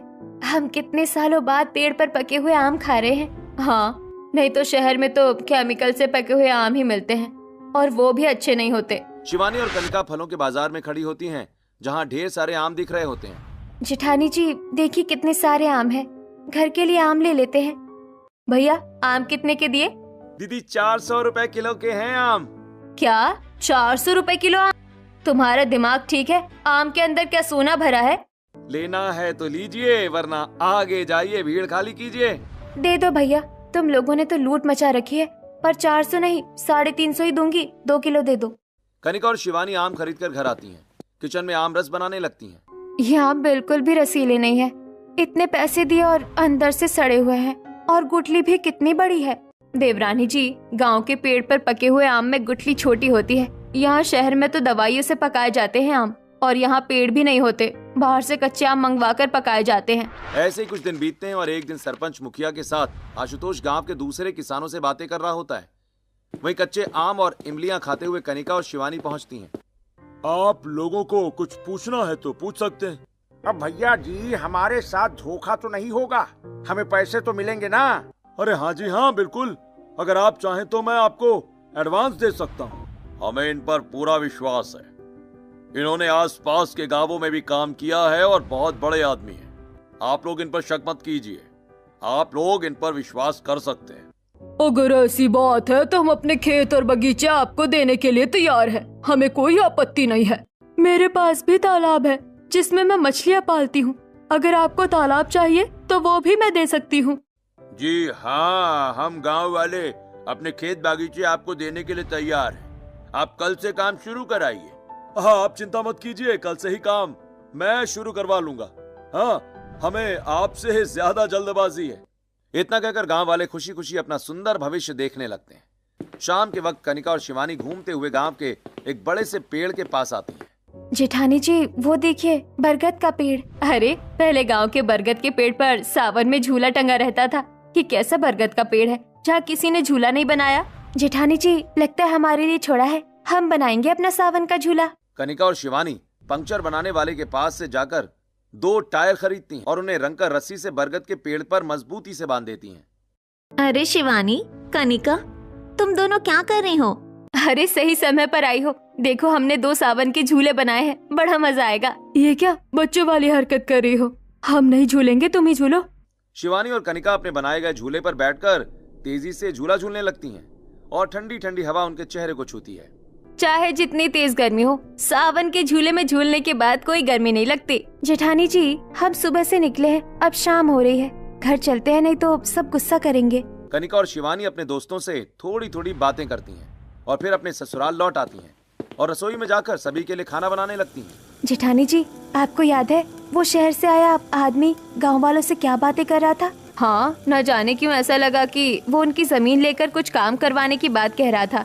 चाचा जी से सुनने में आया कि अपनी जमीन उसे दे दी है काम करने के लिए। तो जेठानी जी, कल हम भी चलेंगे, देखते हैं वो क्या काम करवा रहा है। अगर मजेदार होगा तो हम भी उसके साथ मिलकर काम करेंगे। हाँ हाँ, बिल्कुल, कल हम भी चलेंगे। कनिका और शिवानी बातें करते हुए अपने पूरे परिवार के लिए खाना बनाती हैं और सभी को प्यार से मिट्टी के बर्तन में परोसकर खाना खिलाती हैं।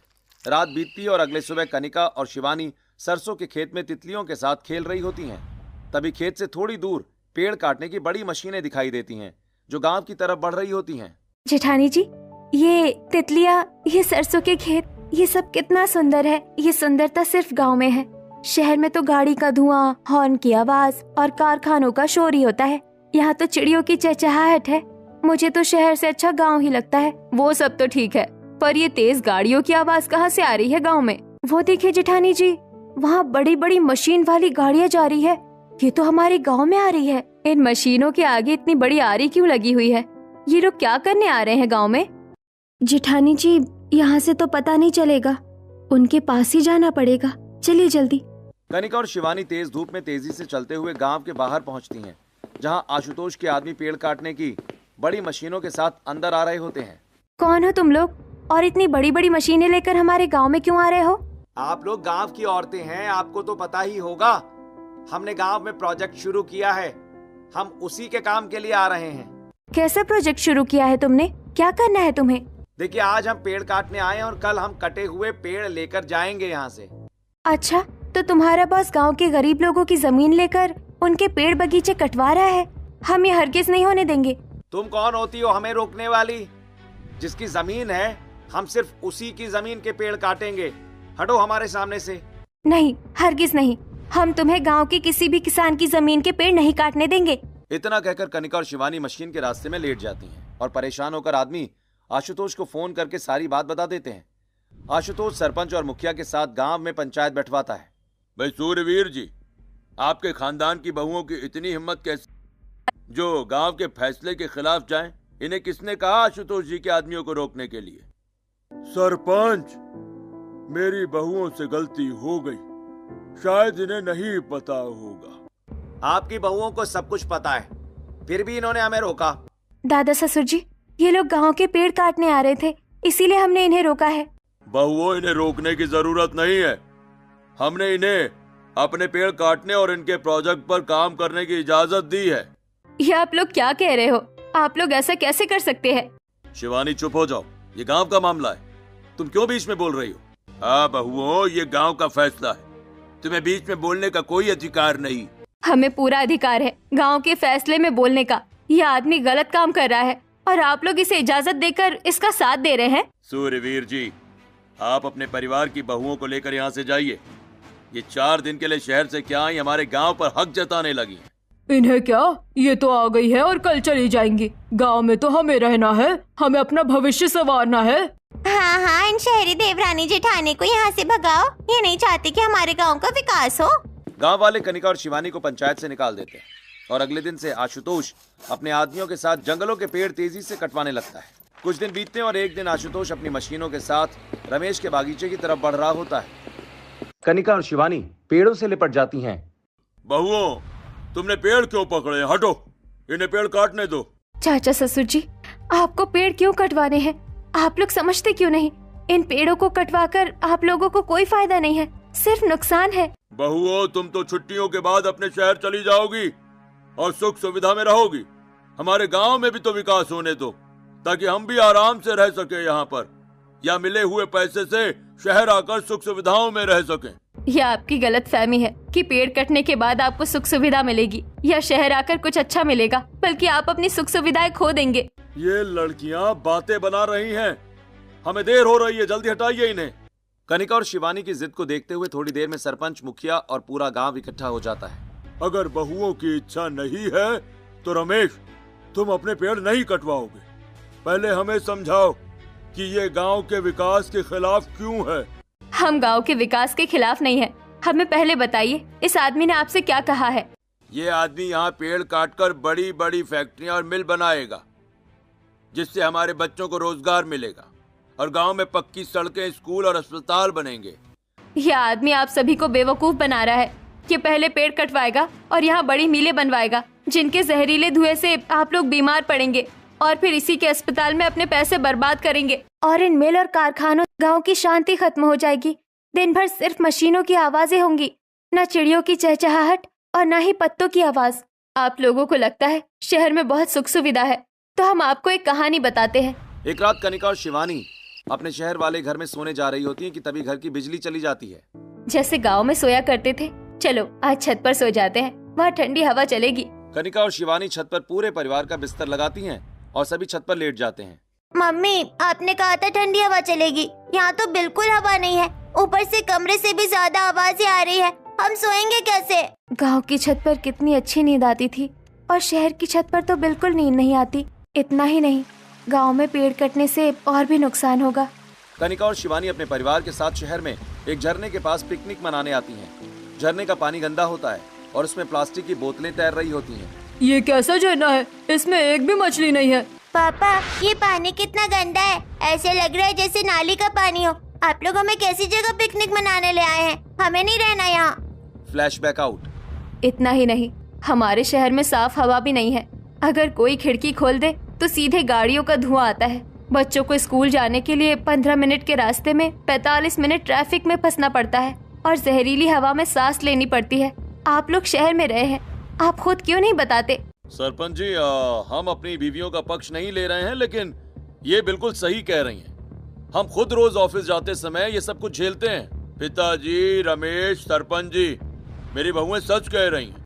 जब मैं गांव में रहा करता था तो नदी में नहाता था, पेड़ों के फल खाता था, लेकिन शहर में इतनी गर्मी और उमस बढ़ गई है कि 2 मिनट घर के बाहर रहना मुश्किल हो गया है। हाँ, और ना ही वहाँ गांव जैसे फल मिलते हैं, न सब्जियाँ और ना ही अनाज। और अगर आप लोग अपनी जमीनें इन्हें दे देंगे तो सबको नकली और केमिकल से बने हुए अनाज और सब्जियां ही खानी पड़ेंगी। हम दोनों देवरानी जेठानी हाथ जोड़ते हैं, इनकी बातों में मत आइए। गांव गांव नहीं रह जाएगा, बंजर जमीन बन जाएगा। आप लोग इनकी ड्रामेबाजी पर ध्यान मत दीजिए। मैं आपको यकीन दिलाता हूँ ऐसा कुछ भी नहीं होगा। तेरी हिम्मत कैसे हुई मेरी बहुओं की बात को ड्रामेबाजी कहने की? हाँ, नहीं दूंगा मैं अपनी तुझे जमीन, निकल यहाँ से तू। मुखिया जी, अगर 2 मिनट में ये आदमी हमारे गांव को छोड़कर नहीं गया तो अपने आदमी बुलवा लीजिएगा। तुम शहर से आई औरतों ने मेरा काम बिगाड़ा है, तुम्हें तो मैं बाद में देखूंगा। आशुतोष के इतना कहते ही गांव वाले आशुतोष और उसके आदमियों पर टूट पड़ते हैं। उन्हें मारते पीटते गांव से भगा देते हैं। गर्मियों की छुट्टियां बीतती हैं और आज शहरी कपड़ों में देवरानी जेठानी शहर वापस जाने के लिए बस स्टॉप पर खड़ी होती हैं। बहुओं, गांव का सरपंच होते हुए भी मैं उस आदमी की चाल नहीं समझ पाया।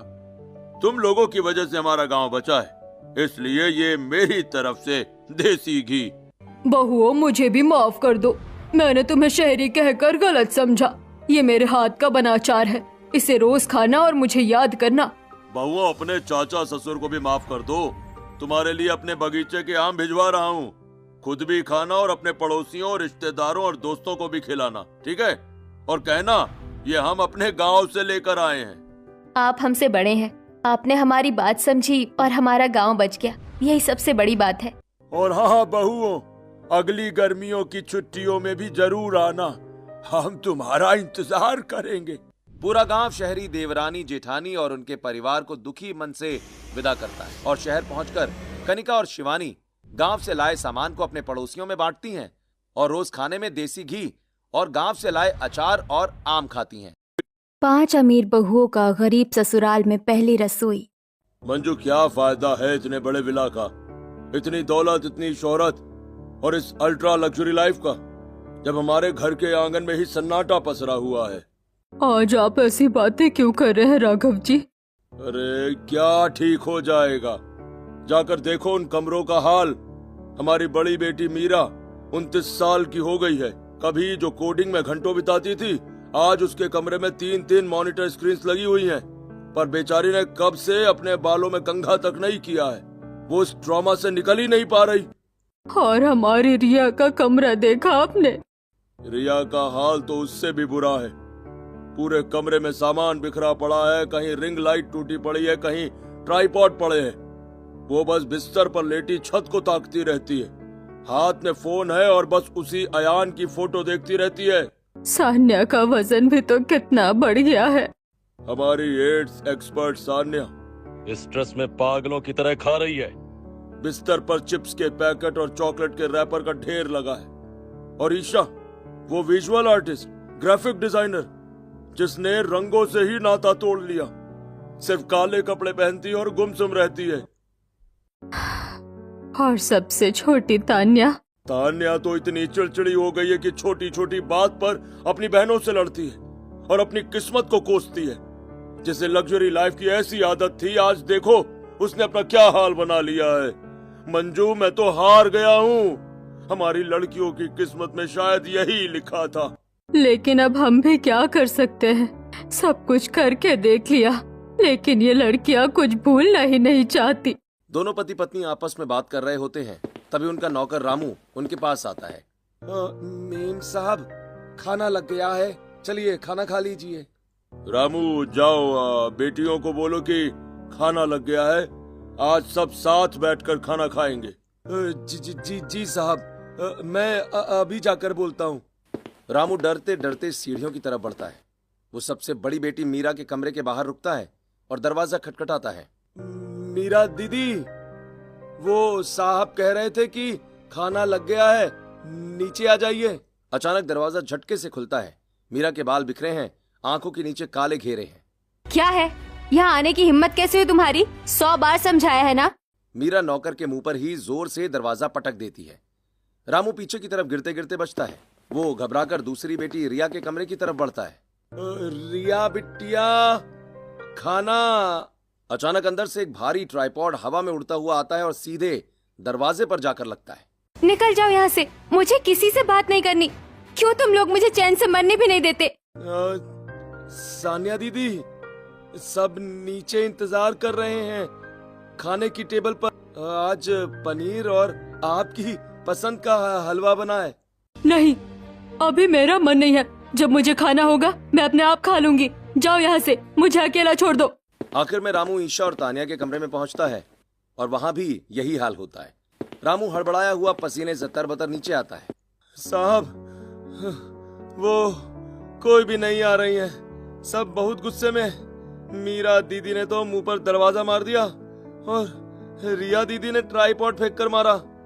कोई खाना नहीं खाना चाहता। ये क्या हाल हो गया है मेरी बेटियों का।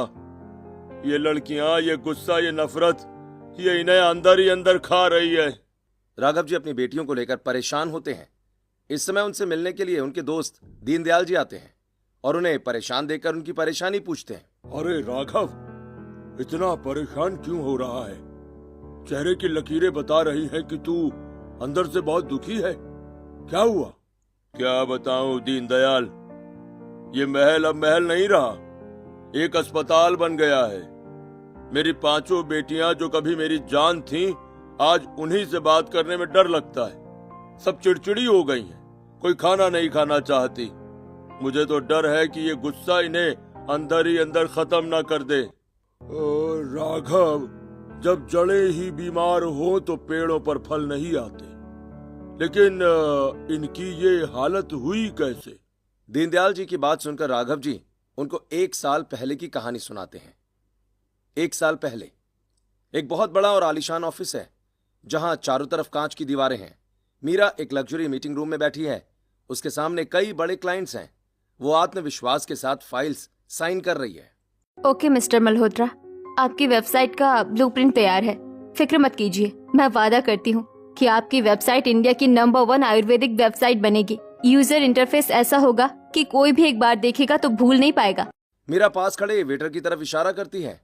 मेरे लिए एक स्ट्रॉन्ग ब्लैक कॉफी बनाकर लाओ, मेक इट क्विक। वेटर तुरंत समझ जाता है और मशीन से ताजा ब्लैक कॉफी लेकर उसे सर्व करता है। मीरा कॉफी का घूंट लेते हुए अपनी वेबसाइट के कोड्स पर ध्यान देने लगती है। वहीं दूसरी तरफ एक आधुनिक स्टूडियो में रिया रिंग लाइट और कैमरों के बीच खड़ी है और एक प्रमोशनल रील शूट कर रही है। हेलो दोस्तों, क्या आप भी अपनी ब्रांड वैल्यू बढ़ाने और कस्टमर को रिटेल करने की समस्या से जूझ रहे हैं? अगर ऐसा है तो आपके लिए इससे बेटर प्लेटफॉर्म नहीं हो सकता। याद रखिए, सही कंटेंट ही सही पहचान है, तो आज ही हमसे जुड़े। रील खत्म होते ही वो अपनी टीम की तरफ मुड़ती है और कॉन्फिडेंस के साथ अगली स्क्रिप्ट डिस्कस करने लगती है। वहीं सान्या कई स्क्रीन्स पर चल रहे ग्राफ और नंबरों के बीच घिरी है। No no no no, this is not our good audience. हमें अपना टारगेट बदलना होगा। Creative audience are our best target. Sanya के एडवाइस पर सभी तालियां बजाते हैं। वहीं उसकी छोटी बहन ईशा एक विशाल डिजिटल स्क्रीन के सामने खड़ी होकर ग्राफिक पेन से कुछ बेहतरीन डिजाइन बना रही है। पीछे उसकी टीम खड़ी है। वाओ मैम, आपके ग्राफिक्स तो एकदम कमाल के होते हैं। आपके ग्राफिक्स को देख के ये तो क्लाइंट्स एक ही बार में अप्रूव कर देंगे। ईशा मुस्कुराते हुए अपने डिजाइन में अंतिम टच देती है और सबसे छोटी तान्या भी अपनी टीम के साथ कीवर्ड्स और रैंकिंग चार्ट्स पर चर्चा कर रही है। अगर हमें गूगल के टॉप पर रहना है तो हमें इन कीवर्ड्स को क्रैक करना ही होगा। हमें स्लो नहीं, सुपर फास्ट होना पड़ेगा। शाम के समय पांचों बहनें अपनी अपनी लग्जरी कारों से ऑफिस से लौटने के बाद डाइनिंग टेबल पर बैठी हैं। नौकर उनके लिए ताजा जूस और स्नैक्स सर्व कर रहा है। उफ, आज का दिन बहुत हेक्टिक था। मल्होत्रा जी की वेबसाइट का बैकएंड ऑलमोस्ट रेडी है। ईशा, तुम्हारे ग्राफिक्स ने तो सच में जान डाल दी उसमें। थैंक्स दी। क्लाइंट खुश होना चाहिए बस। और मैंने कीवर्ड्स ऐसे सेट किए हैं कि कल सुबह तक वेबसाइट रैंक करने लगेगी। एड्स का रिस्पांस भी बहुत तगड़ा आ रहा है। कन्वर्जन रेट देखकर तो मेरी टीम भी हैरान है। अच्छा ओके, सुनो सब, आज ऑफिस में एक बहुत ही बड़ा और एक्साइटिंग ऑफर आया है। एक दुबई बेस्ड क्लाइंट है, अयान। उनका एक बहुत बड़ा विजन है। वो एक AI आधारित करियर काउंसलिंग प्लेटफॉर्म लॉन्च करना चाहते हैं। प्रोजेक्ट करोड़ों का है। दुबई क्लाइंट, साउंड्स इंटरेस्टिंग, पर इतना बड़ा प्रोजेक्ट तुम अकेले कैसे हैंडल करोगी? वही तो, इसमें मुझे एक बहुत ही बड़ी और एक्सपर्ट टीम की जरूरत पड़ेगी। कंटेंट और मार्केटिंग मैं देख लूंगी, पर बाकी चीजों के लिए मुझे बाहर से वेंडर्स ढूंढने होंगे। रिया, तुम बाहर टीम ढूंढने की सोच भी कैसे सकती हो? हम पांचों बहनें किस दिन काम आएंगे? बिल्कुल, एड्स और टारगेट ऑडियंस मैं संभालूंगी। मुझे पता है कि इंटरनेशनल मार्केट में कैसे एड्स चलाने हैं। और SEO की जिम्मेदारी मेरी। मैं गारंटी देती हूँ कि अयान का ये प्लेटफॉर्म गूगल के हर सर्च में टॉप पर होगा। और मैं उसका पूरा विजुअल इंटरफेस और ब्रांडिंग डिजाइन करूंगी। ऐसा लुक दूंगी कि दुबई वाले भी देखते रह जाएंगे। और वेबसाइट का पूरा आर्किटेक्चर और कोडिंग मैं संभालूंगी। हमें किसी बाहरी टीम की जरूरत नहीं है रिया, हम जैन सिस्टर्स ही काफी हैं। परफेक्ट, मैं पूरी स्ट्रेटेजी और कंटेंट प्लानिंग बनाऊंगी। तो फिर ये फाइनल रहा, हम पांचों मिलकर इस प्रोजेक्ट पर काम करेंगे। जैन सिस्टर्स का ये अब तक का सबसे बड़ा धमाका होगा। Yes for sure, yes for sure, yes for sure, yes for sure, yes for sure. पांचों बहनें प्रोजेक्ट पर एग्री हो जाती हैं और अगले दिन एक आलीशान 5 स्टार होटल के कैफे में अयान रिया के सामने बैठा है। हे रिया, तुम्हारी स्ट्रेटेजीज वाकई कमाल की हैं। मुझे यकीन है कि दुबई में हमारा प्लेटफॉर्म तहलका मचा देगा। थैंक यू अयान, मेरी बहनें भी दिन रात इस पर काम कर रही हैं। काम के बहाने अयान और रिया की मुलाकातें बढ़ने लगी। कभी मॉल में घूमना, कभी साथ कॉफी पीना। अयान ने बड़ी सफाई से रिया को अपने प्यार के जाल में फंसा लिया और इस दौरान प्रोजेक्ट का सारा सीक्रेट डेटा और स्ट्रेटजीज भी हासिल कर ली। प्रोजेक्ट पूरा हो चुका था लेकिन अगले दिन मीरा के हाथ में न्यूज़पेपर है और उसका चेहरा सफेद पड़ चुका है। वो भागती हुई रिया के कमरे में जाती है। रिया, रिया उठो, देखो न्यूज़पेपर में क्या छपा है। हमारे प्रोजेक्ट का सारा डेटा लीक हो गया है और मार्केट में खबर है कि हमने किसी और का आइडिया चुराया है। रिया बिस्तर पर दुबक कर बैठी है। उसका शरीर कांप रहा है, चेहरा पीला है। रिया, तू ऐसे कांप क्यों रही है? क्या हुआ तुझे? बोल कुछ। दीदी, मुझे पता था ये होगा। उसने जानबूझकर किया ये सब। किसने? क्या कह रही है तू? अयान, कल रात जब मैं उससे मिलने गई थी तो मैं उसे प्यार करती थी, लेकिन वो मेरे साथ जबरदस्ती करने की कोशिश कर रहा था। मैंने उसे थप्पड़ मार दिया दीदी। उसने उसी वक्त चीख कर कहा था कि देख अब मैं तुम पांचों बहनों को कैसे बर्बाद करता हूँ। उसने हमें सड़क पर ला दिया दीदी, उसने हमें बर्बाद कर दिया। रिया और मीरा की बात सुनकर उसके माता पिता और बाकी बहनें भी वहाँ पर आ जाती हैं। यानी हमारा करियर खत्म? नहीं नहीं, ऐसा नहीं हो सकता। मैं अभी ऑफिस जाती हूँ। मीरा तुरंत ऑफिस के लिए निकलती है, जहाँ उसका क्लाइंट गुस्से में न्यूज़पेपर टेबल पर पटकता है। धोखेबाज, कोडिंग के नाम पर डेटा चोरी करती हो। ये लो अपनी फाइल और दफा हो जाओ यहाँ से। क्लाइंट फाइल मीरा के चेहरे पर मारता है, कागज बिखर जाते हैं। मीरा की आंखों में आंसू और चेहरे पर जिल्लत है। इसी तरह सानिया, रिया और तानिया के साथ भी वही होता है और पांचों बहनें इस बदनामी और ट्रॉमा में खुद को कैद कर लेती हैं।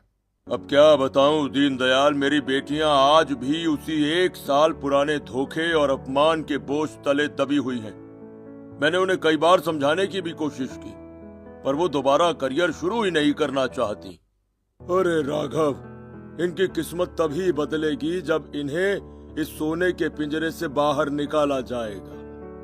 देखो राघव, संघर्ष ही इंसान को दोबारा खड़ा करता है। मेरे पास एक सुझाव है, अगर तुम मानो तो इनकी शादी करा दो।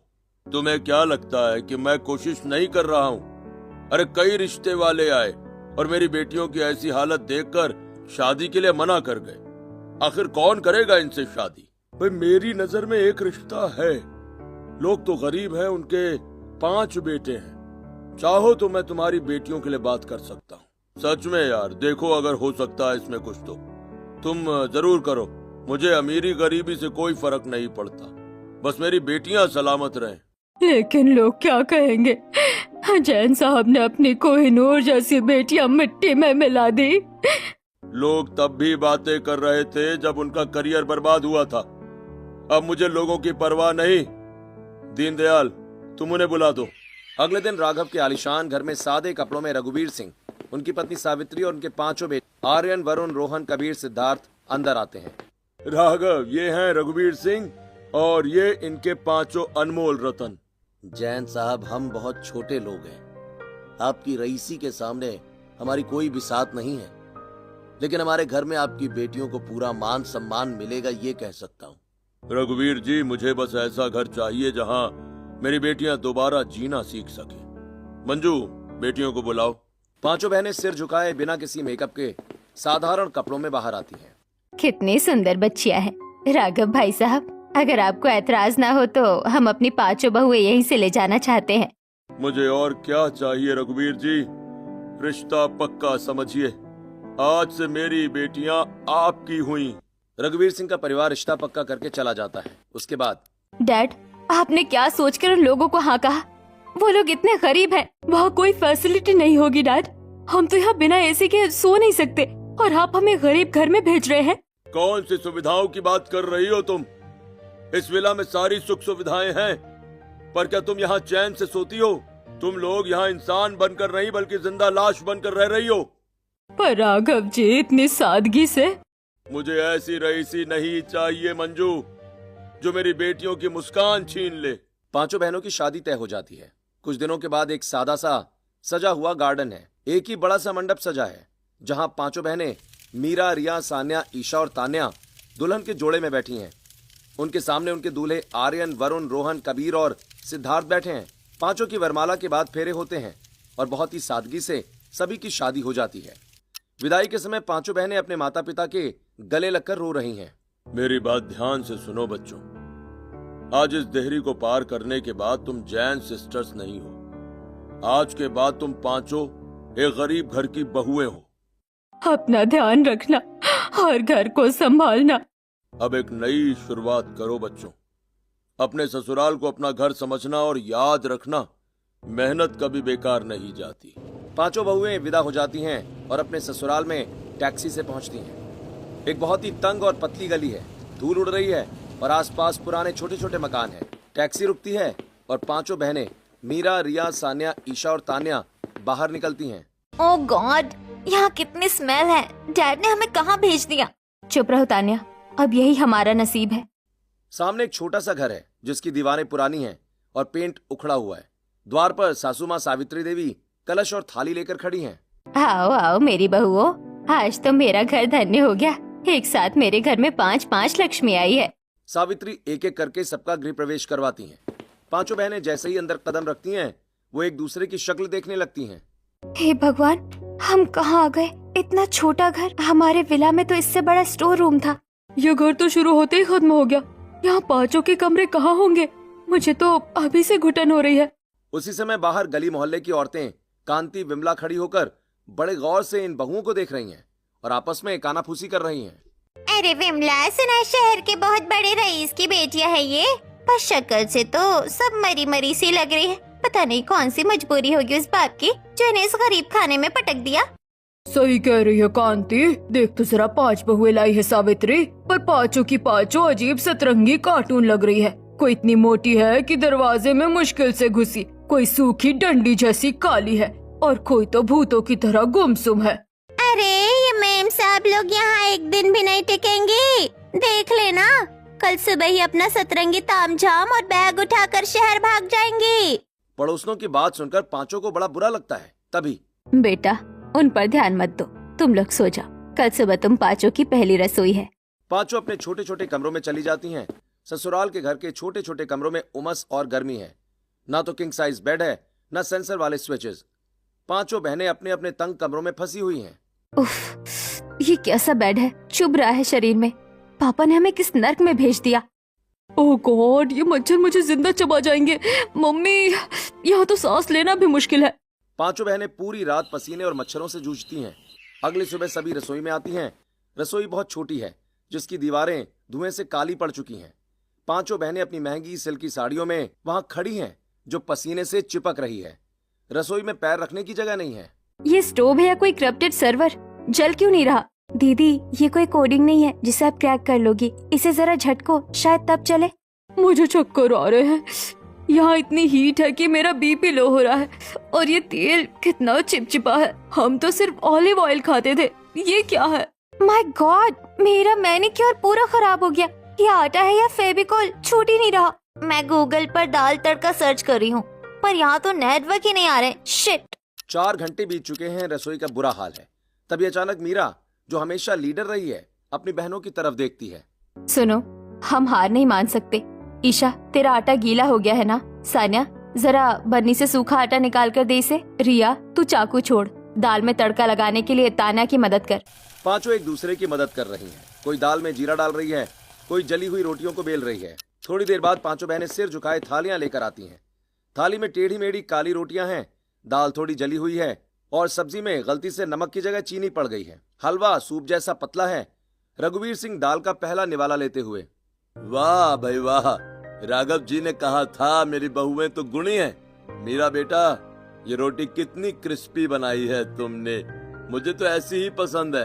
और ये दाल, इसमें जो ये धुएं का सौंधापन है, वो तो ढाबे की याद दिला रहा है। कमाल है। वैसे ये सब्जी थोड़ी मीठी है, पर बहुत अलग और बहुत अच्छी लग रही है। सभी लोग खाना खाते हैं, तभी सावित्री देवी आती हैं और पांचों बहुओं के पसीने से भरे चेहरे और लाल पड़ चुके हाथों को देखती हैं। मुझे पता है तुम लोग महलों से आई हो, तुमने आज तक चूल्हा नहीं छुआ। ये जो टेढ़ी मेढ़ी रोटियां तुमने हमारे लिए बनाई है ना, ये सिर्फ खाना नहीं है, ये हमारे प्रति तुम्हारा आदर है। तुमने कोशिश की, यही हमारे लिए सबसे बड़ा स्वाद है। तुम सब धीरे धीरे सीख जाओगे। पांचों बहनें सन्न रह गईं। उन्हें याद आया कि जब वो अपने ऑफिस में करोड़ों का प्रोजेक्ट फेल कर बैठी थी, तो उनके अपनों ने भी उन्हें नाकाम और धोखेबाज कहा था। पर यहाँ, जहाँ उन्होंने वाकई में काम बिगाड़ा था, वहाँ उन्हें सराहा जा रहा था, क्योंकि उन्होंने कोशिश की थी। आज पहली बार हारने के बाद भी ऐसा लग रहा है जैसे मैं जीत गई हूँ। जैसे तैसे दिन गुजरता है। रात के 1:30 बजे हैं। घर के 2 छोटे कमरों में पांचों बहनें पसीने से तरबतर हैं। बिजली जा चुकी है, उमस इतनी है कि दीवारों से नमी टपक रही है। आर्यन, वरुण और बाकी भाई जमीन पर सोए हैं, जबकि बिस्तर पर बहुएं बेचैन हैं। तान्या अपने फोन की फ्लैशलाइट जलाकर हवा में हाथ चला रही है। शिट, ये मच्छर, एक को मारती हूँ तो 10 और आ जाते हैं। सिद्धार्थ उठो ना, देखो तुम्हारे घर के मच्छर मुझे खा रहे हैं। तान्या, मच्छर तो सबको काट रहे हैं, यहाँ बिजली का भरोसा भी नहीं रहता। ये लो हाथ का पंखा, मैं तुम्हें हवा कर देता हूँ, तुम सो जाओ। मुझे घुटन हो रही है रोहन। कमरा इतना छोटा है कि लग रहा है दीवारें मेरे पास आ रही हैं। हमारे विला में बाथरूम भी इससे बड़ा था। सानिया, खिड़की के पास आकर बैठो ना, थोड़ी ठंडी हवा आएगी। मैं जानता हूँ तुम्हें आदत नहीं है, पर धीरे धीरे ये छोटा घर भी तुम्हें अपना लगने लगेगा। रात जैसे तैसे गुजर जाती है। अगली सुबह 6 बजे घर के कॉमन बाथरूम के बाहर पांचों बहनें लाइन लगाकर खड़ी हैं। ईशा ने अपने हाथ में 10 तरीके की सीरम और लोशन की बोतल्स पकड़ी हुई हैं। हे भगवान, ये कैसा नल है? इसमें से पानी आ भी रहा है या नहीं? और यहाँ बोतलें रखने की जगह तक नहीं है। मेरा 15,000 का सीरम इस गंदी स्लेब पर रखूं? ईशा, ये नल थोड़ा ढीला है, मैं ठीक कर दूंगा, तुम चिंता मत करो। मेरे हाथ देखो कबीर, रात भर में रैशेस हो गए हैं। और ये कॉमन बाथरूम हम लाइन लगाकर नहाएंगे, डैड ने हमें कहा पटक दिया। सभी के नहाने के बाद घर के आंगन में चटाई बिछी है। सावित्री देवी पीतल के ग्लासों में कड़क चाय और बिस्किट लेकर आती हैं। वरुण, मुझे कैफीन चाहिए, मेरा दिमाग बिना ब्लैक कॉफी के काम नहीं करता। ये दूध वाली मीठी चाय मुझे माइग्रेन दे देगी। रिया, ये चाय पियोगी तो सारा माइग्रेन भाग जाएगा। इसमें अदरक और इलायची माँ ने कूट कूट कर डाली है। और ये बिस्किट, इन्हें चाय में डुबो कर खाओ, ये किसी मफिन से कम नहीं लगेंगे। मुझे तो स्ट्रेस में फास्ट फूड खाने की आदत है, और यहाँ पिज्जा तो छोड़ो, यहाँ तो ब्राउन ब्रेड भी नहीं है। क्या मैं ये खा पाऊंगी? बहू, तू चिंता मत कर, भले ये खाना सादा है पर इसमें कोई मिलावट नहीं है। तो 2 दिन ये खाएगी ना, तेरी सारी सुस्ती भाग जाएगी। पांचों बहनों का ससुराल में हर दिन ऐसे ही स्ट्रगल करते हुए गुजर रहा था। शाम के समय पांचों बहनें छत पर खड़ी हैं। सबने अपने हाथ हवा में ऊपर उठाए हुए हैं और फोन नचा रही हैं ताकि एक व्हाट्सएप मैसेज जा सके। यहाँ वाईफाई क्या मोबाइल नेटवर्क भी करियर की तरह गायब है।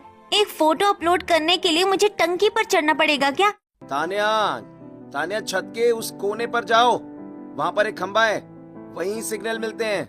हम दुनिया को सर्च इंजन ऑप्टिमाइजेशन सिखाते थे और आज खुद सिग्नल के लिए ऑप्टिमाइजेशन कर रहे हैं। रात के समय आंगन में सभी बैठे हैं। रघुवीर सिंह अपनी बहुओं के चेहरे देखते हैं जो थकी हुई हैं, पर कहीं ना कहीं सादगी को देख रही हैं। बहुओं, हमें पता है कि ये घर तुम्हारे लिए छोटा है, पर याद रखना, मकान की दीवारें छोटी हो सकती हैं, लेकिन इस घर की छत के नीचे तुम्हारा सम्मान कभी छोटा नहीं होगा। मेरा ये संघर्ष सिर्फ तुम्हारा नहीं है, हम पांचों भाई तुम्हारे साथ हैं। पांचों बहुएं ससुराल में बमुश्किल दिन काटती हैं। एक दिन दोपहर के समय घर के बाहर चबूतरे पर सावित्री देवी कपड़े सुखा रही हैं। तभी मोहल्ले की कांति और बिमला वहां से गुजरती हैं। क्यों सावित्री, घर में 5-5 बहुएं आए हैं पर फिर भी तो खुद कपड़े सुखा रही है। सुना है शहर के रईस की बिगड़ी हुई बेटियां हैं, काम धाम तो कुछ आता नहीं होगा। और घर का क्या हाल बना रखा है, 10-12 लोग एक ही छोटे से घर में घुसे हुए हैं। सावित्री, तेरा ये घर नहीं रेलवे स्टेशन का वेटिंग रूम लगता है। इतनी भीड़ भाड़, कैसे रह लेते हो इस गंदगी और शोर में? अच्छी, अरे सावित्री, सच तो ये है कि तुम्हारा घर अब घर नहीं जिला बन गया है। तुम पहले से इतने करीब थे, अब ये 5 बहुएं और ले आए। बेचारी बहुओं की किस्मत कितनी फूटी है। मीरा और रिया ये सब सुनकर और बर्दाश्त नहीं कर पाती। वो दोनों तेजी से घर के बाहर निकलती हैं। उनके पीछे बाकी 3 बहनें भी हैं। सावित्री देवी घबरा जाती हैं। मिसेस कांति, आवाज नीचे। हमारे घर की शांति और जगह की फिक्र आपको करने की जरूरत नहीं है। हमारा घर छोटा है क्योंकि हम साथ रहना जानते हैं। आप जैसे लोगों की तरह दूसरों के घरों में ताक झांक करके अपनी जिंदगी बर्बाद नहीं करते। और रही बात हमारी सासू माँ की, तो याद रखिएगा, वो इस घर की नींव है। अगर अगली बार आपने उनके खिलाफ या इस घर के खिलाफ एक शब्द भी बोला तो मैं वो डिजिटल रिकॉर्डिंग दिखाऊंगी कि पूरा मोहल्ला आप पर थूकेगा। कांति और बिमला हक्का बक्का रह जाती हैं और चुपचाप वहां से खिसक लेती हैं। सावित्री देवी की आंखों में आंसू आ जाते हैं। उसी रात कमरे में हल्की सी मोमबत्ती जल रही है। मीरा पसीने से बेहाल है और खिड़की के पास बैठी है। उसका पति आर्यन आता है और उसे हाथ के पंखे से हवा करने लगता है। हे मीरा, तुम यहाँ बैठी हो, मच्छर बहुत हैं, अंदर आ जाओ। अंदर और घुटन है आर्यन, मुझे समझ नहीं आता तुम लोग यहाँ रहते कैसे हो। मेरा तो दिमाग काम करना बंद कर चुका है। जब दिमाग शोर करता है ना मीरा, तो बाहर की शांति भी शोर लगती है। तुम सिर्फ इस गर्मी से परेशान नहीं हो, तुम्हारी आंखों में कुछ और है। अब ऐसा क्या है जो तुम्हें अंदर ही अंदर खा रहा है, मुझे बताओ ना। आर्यन, हम जैन सिस्टर सिर्फ रईस बाप की बेटियां नहीं थी, हमने अपना वजूद बनाया था और जिसे हमने अपना समझा उसने हमारा सब कुछ लूट लिया, हमें दुनिया के सामने चोर और नाकाम साबित कर दिया। मीरा, कोडिंग में जब एरर आता है तो तुम पूरा कंप्यूटर नहीं फेंकती ना, सिर्फ उस कोड को ठीक करती हो। अयान तुम्हारी जिंदगी का एक गलत कोड था, उसे डिलीट करो। पास्ट को पकड़कर बैठोगी तो फ्यूचर कभी अपलोड नहीं होगा। हम सब तुम्हारे साथ हैं यार, तुम बस एक कदम बढ़ाओ। आर्यन की तरह ही बाकी के भाई भी अपनी पत्नियों को ऐसे ही मोटिवेट करते हैं। अगले दिन सुबह पांचों बहुएं उदास बैठी हैं। ससुर रघुवीर सिंह उन्हें बुलाते हैं। बहुओं, आज तुम सबको हमारे साथ खेत चलना होगा, वहाँ तुम कुछ देखोगी। रघुवीर सिंह पांचों बहुओं को खेत लेकर जाते हैं और वहां जाकर एक सूखे हुए पौधे की तरफ इशारा करते हैं जिसे दोबारा खाद देकर सींचा गया है और उसमें छोटी सी कली आ रही है। ये पौधा पिछले साल की ओलावृष्टि में पूरा मर चुका था बेटा। सबको लगा था कि ये खत्म हो गया है, पर हमने उम्मीद नहीं छोड़ी। आज देखो, इसमें फिर से जान आ रही है। तुम पांचों भी मेरे लिए इस पौधे जैसी हो बिटिया। दुनिया ने तुम्हें मुरझाया हुआ समझ लिया है। अपनी काबिलियत को अपनी पहचान मत बनाओ, उसे अपनी ताकत बनाओ बेटा। पांचों अपने ससुर जी की बात गहराई से सुनती हैं और उसी रात रिया अपने पुराने टूटे हुए ट्राइपॉड की फोटो देख रही है। रिया, मैंने सुना है कि तुम बहुत अच्छा लिखती हो। गांव की ये महिलाएं जो अचार और पापड़ बनाती हैं, क्या तुम उनके लिए कुछ लिख सकती हो ताकि शहर के लोग जान सकें कि असली मेहनत होती कहाँ पर है और कैसे होती है? वरुण, मैं कैसे करूंगी? मेरे पास तो अब कुछ भी नहीं है। ये लो ना, पुराना है पर काम करेगा। तुम शुरुआत करो, बाकी मैं संभाल लूंगा। तुम सिर्फ एक कंटेंट राइटर नहीं हो रिया, तुम हमारी हिम्मत बन सकती हो। पांचों के ससुराल वाले और पति उन्हें लगातार इसी तरह मोटिवेट करते हैं और एक दिन ससुराल की छत पर पांचों बहनें अपने पतियों के साथ खड़ी हैं और वो सब मिलकर अपने पुराने प्रोजेक्ट फेलियर के पेपर्स जला देती हैं। आज से अयान का नाम हमारी जिंदगी से खत्म। आज से हम सिर्फ जैन सिस्टर नहीं, इस परिवार की ताकत है। पापा सही कहते थे, हम यहाँ जिंदा लाश बनकर नहीं रह सकते। इन लोगों ने हमारे ससुराल का मजाक उड़ाया है क्योंकि हम चुप हैं, लेकिन अब और नहीं। हाँ, हमारे ससुराल के लोग इतने अच्छे हैं। उन्होंने हमें तब अपनाया जब दुनिया हमें ताने दे रही थी। अब हमारी बारी है इस घर को वो मुकाम दिलाने की जिसकी ये हकदार है। अगले दिन पांचों बहनें अपने मायके जाती हैं। वहाँ उनके माता पिता उन्हें देखकर हैरान रह जाते हैं। वो रोते हुए नहीं, बल्कि अपना काम का सामान, लैपटॉप, कैमरा, ग्राफिक, टैबलेट लेने आई हैं। अपने ससुराल लौटकर उन्होंने प्लानिंग शुरू कर दी और अब ससुराल का वही छोटा सा घर अब एक हाईटेक ऑफिस में बदल रहा है। तंग छत पर सिद्धार्थ और आर्यन ने मिलकर सिग्नल के लिए ऊंचा एंटीना लगाया है। तान्या, ये लो, हो गया काम। पूरे गांव में सबसे तेज इंटरनेट अब हमारे घर की छत पर है। अब दिखा दो सबको अपना कमाल। इंटरनेट तो आ गया, पर क्लाइंट्स कहाँ से आएंगे? अयान ने हमारी पुरानी प्रोफाइल पर ब्लैकलिस्ट का ठप्पा लगवा दिया है। हमें अपनी पहचान छुपानी होगी और नए नाम से काम करना होगा। नाम में क्या रखा है मीरा? हुनर तो वही है ना। तुम जैन सिस्टर्स के बजाय रूट्स टू रूट्स डिजिटल के नाम से नई शुरुआत करो। 15 दिन बीत चुके हैं। पांचों बहनें रात दिन एक किए हुए हैं।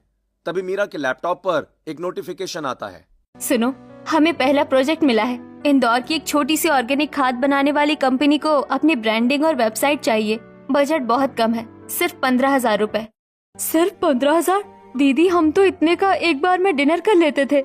हे सानिया, ये 15,000 नहीं, तुम्हारी वापसी की पहली सीढ़ी है।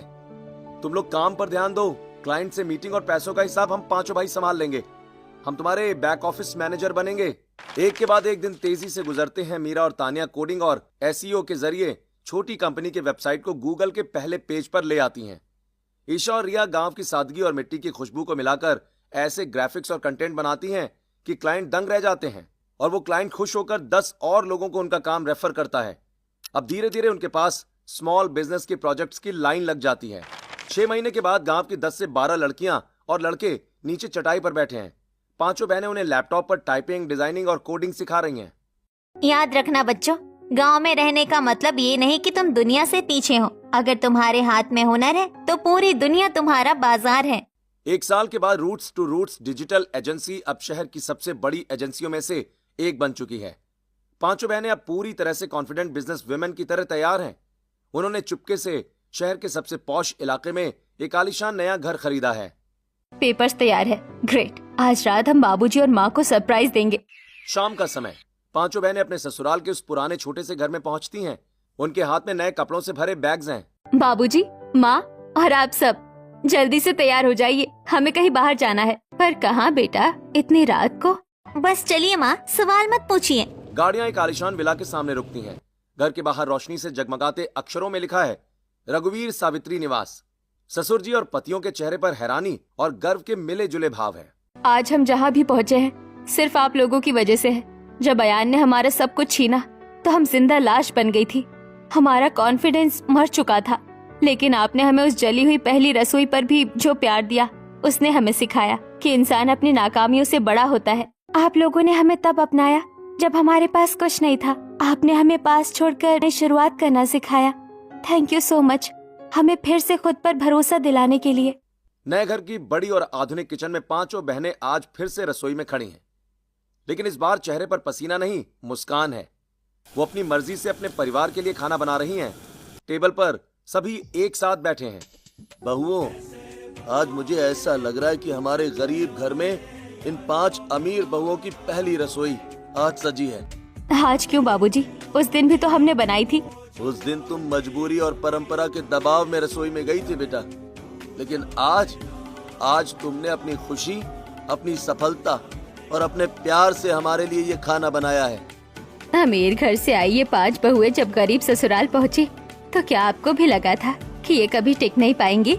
या क्या आपने कभी महसूस किया है कि परिवार का एक छोटा सा सपोर्ट आपको डिप्रेशन से बाहर निकालकर फिर से सफल बना सकता है? कमेंट में बताइए।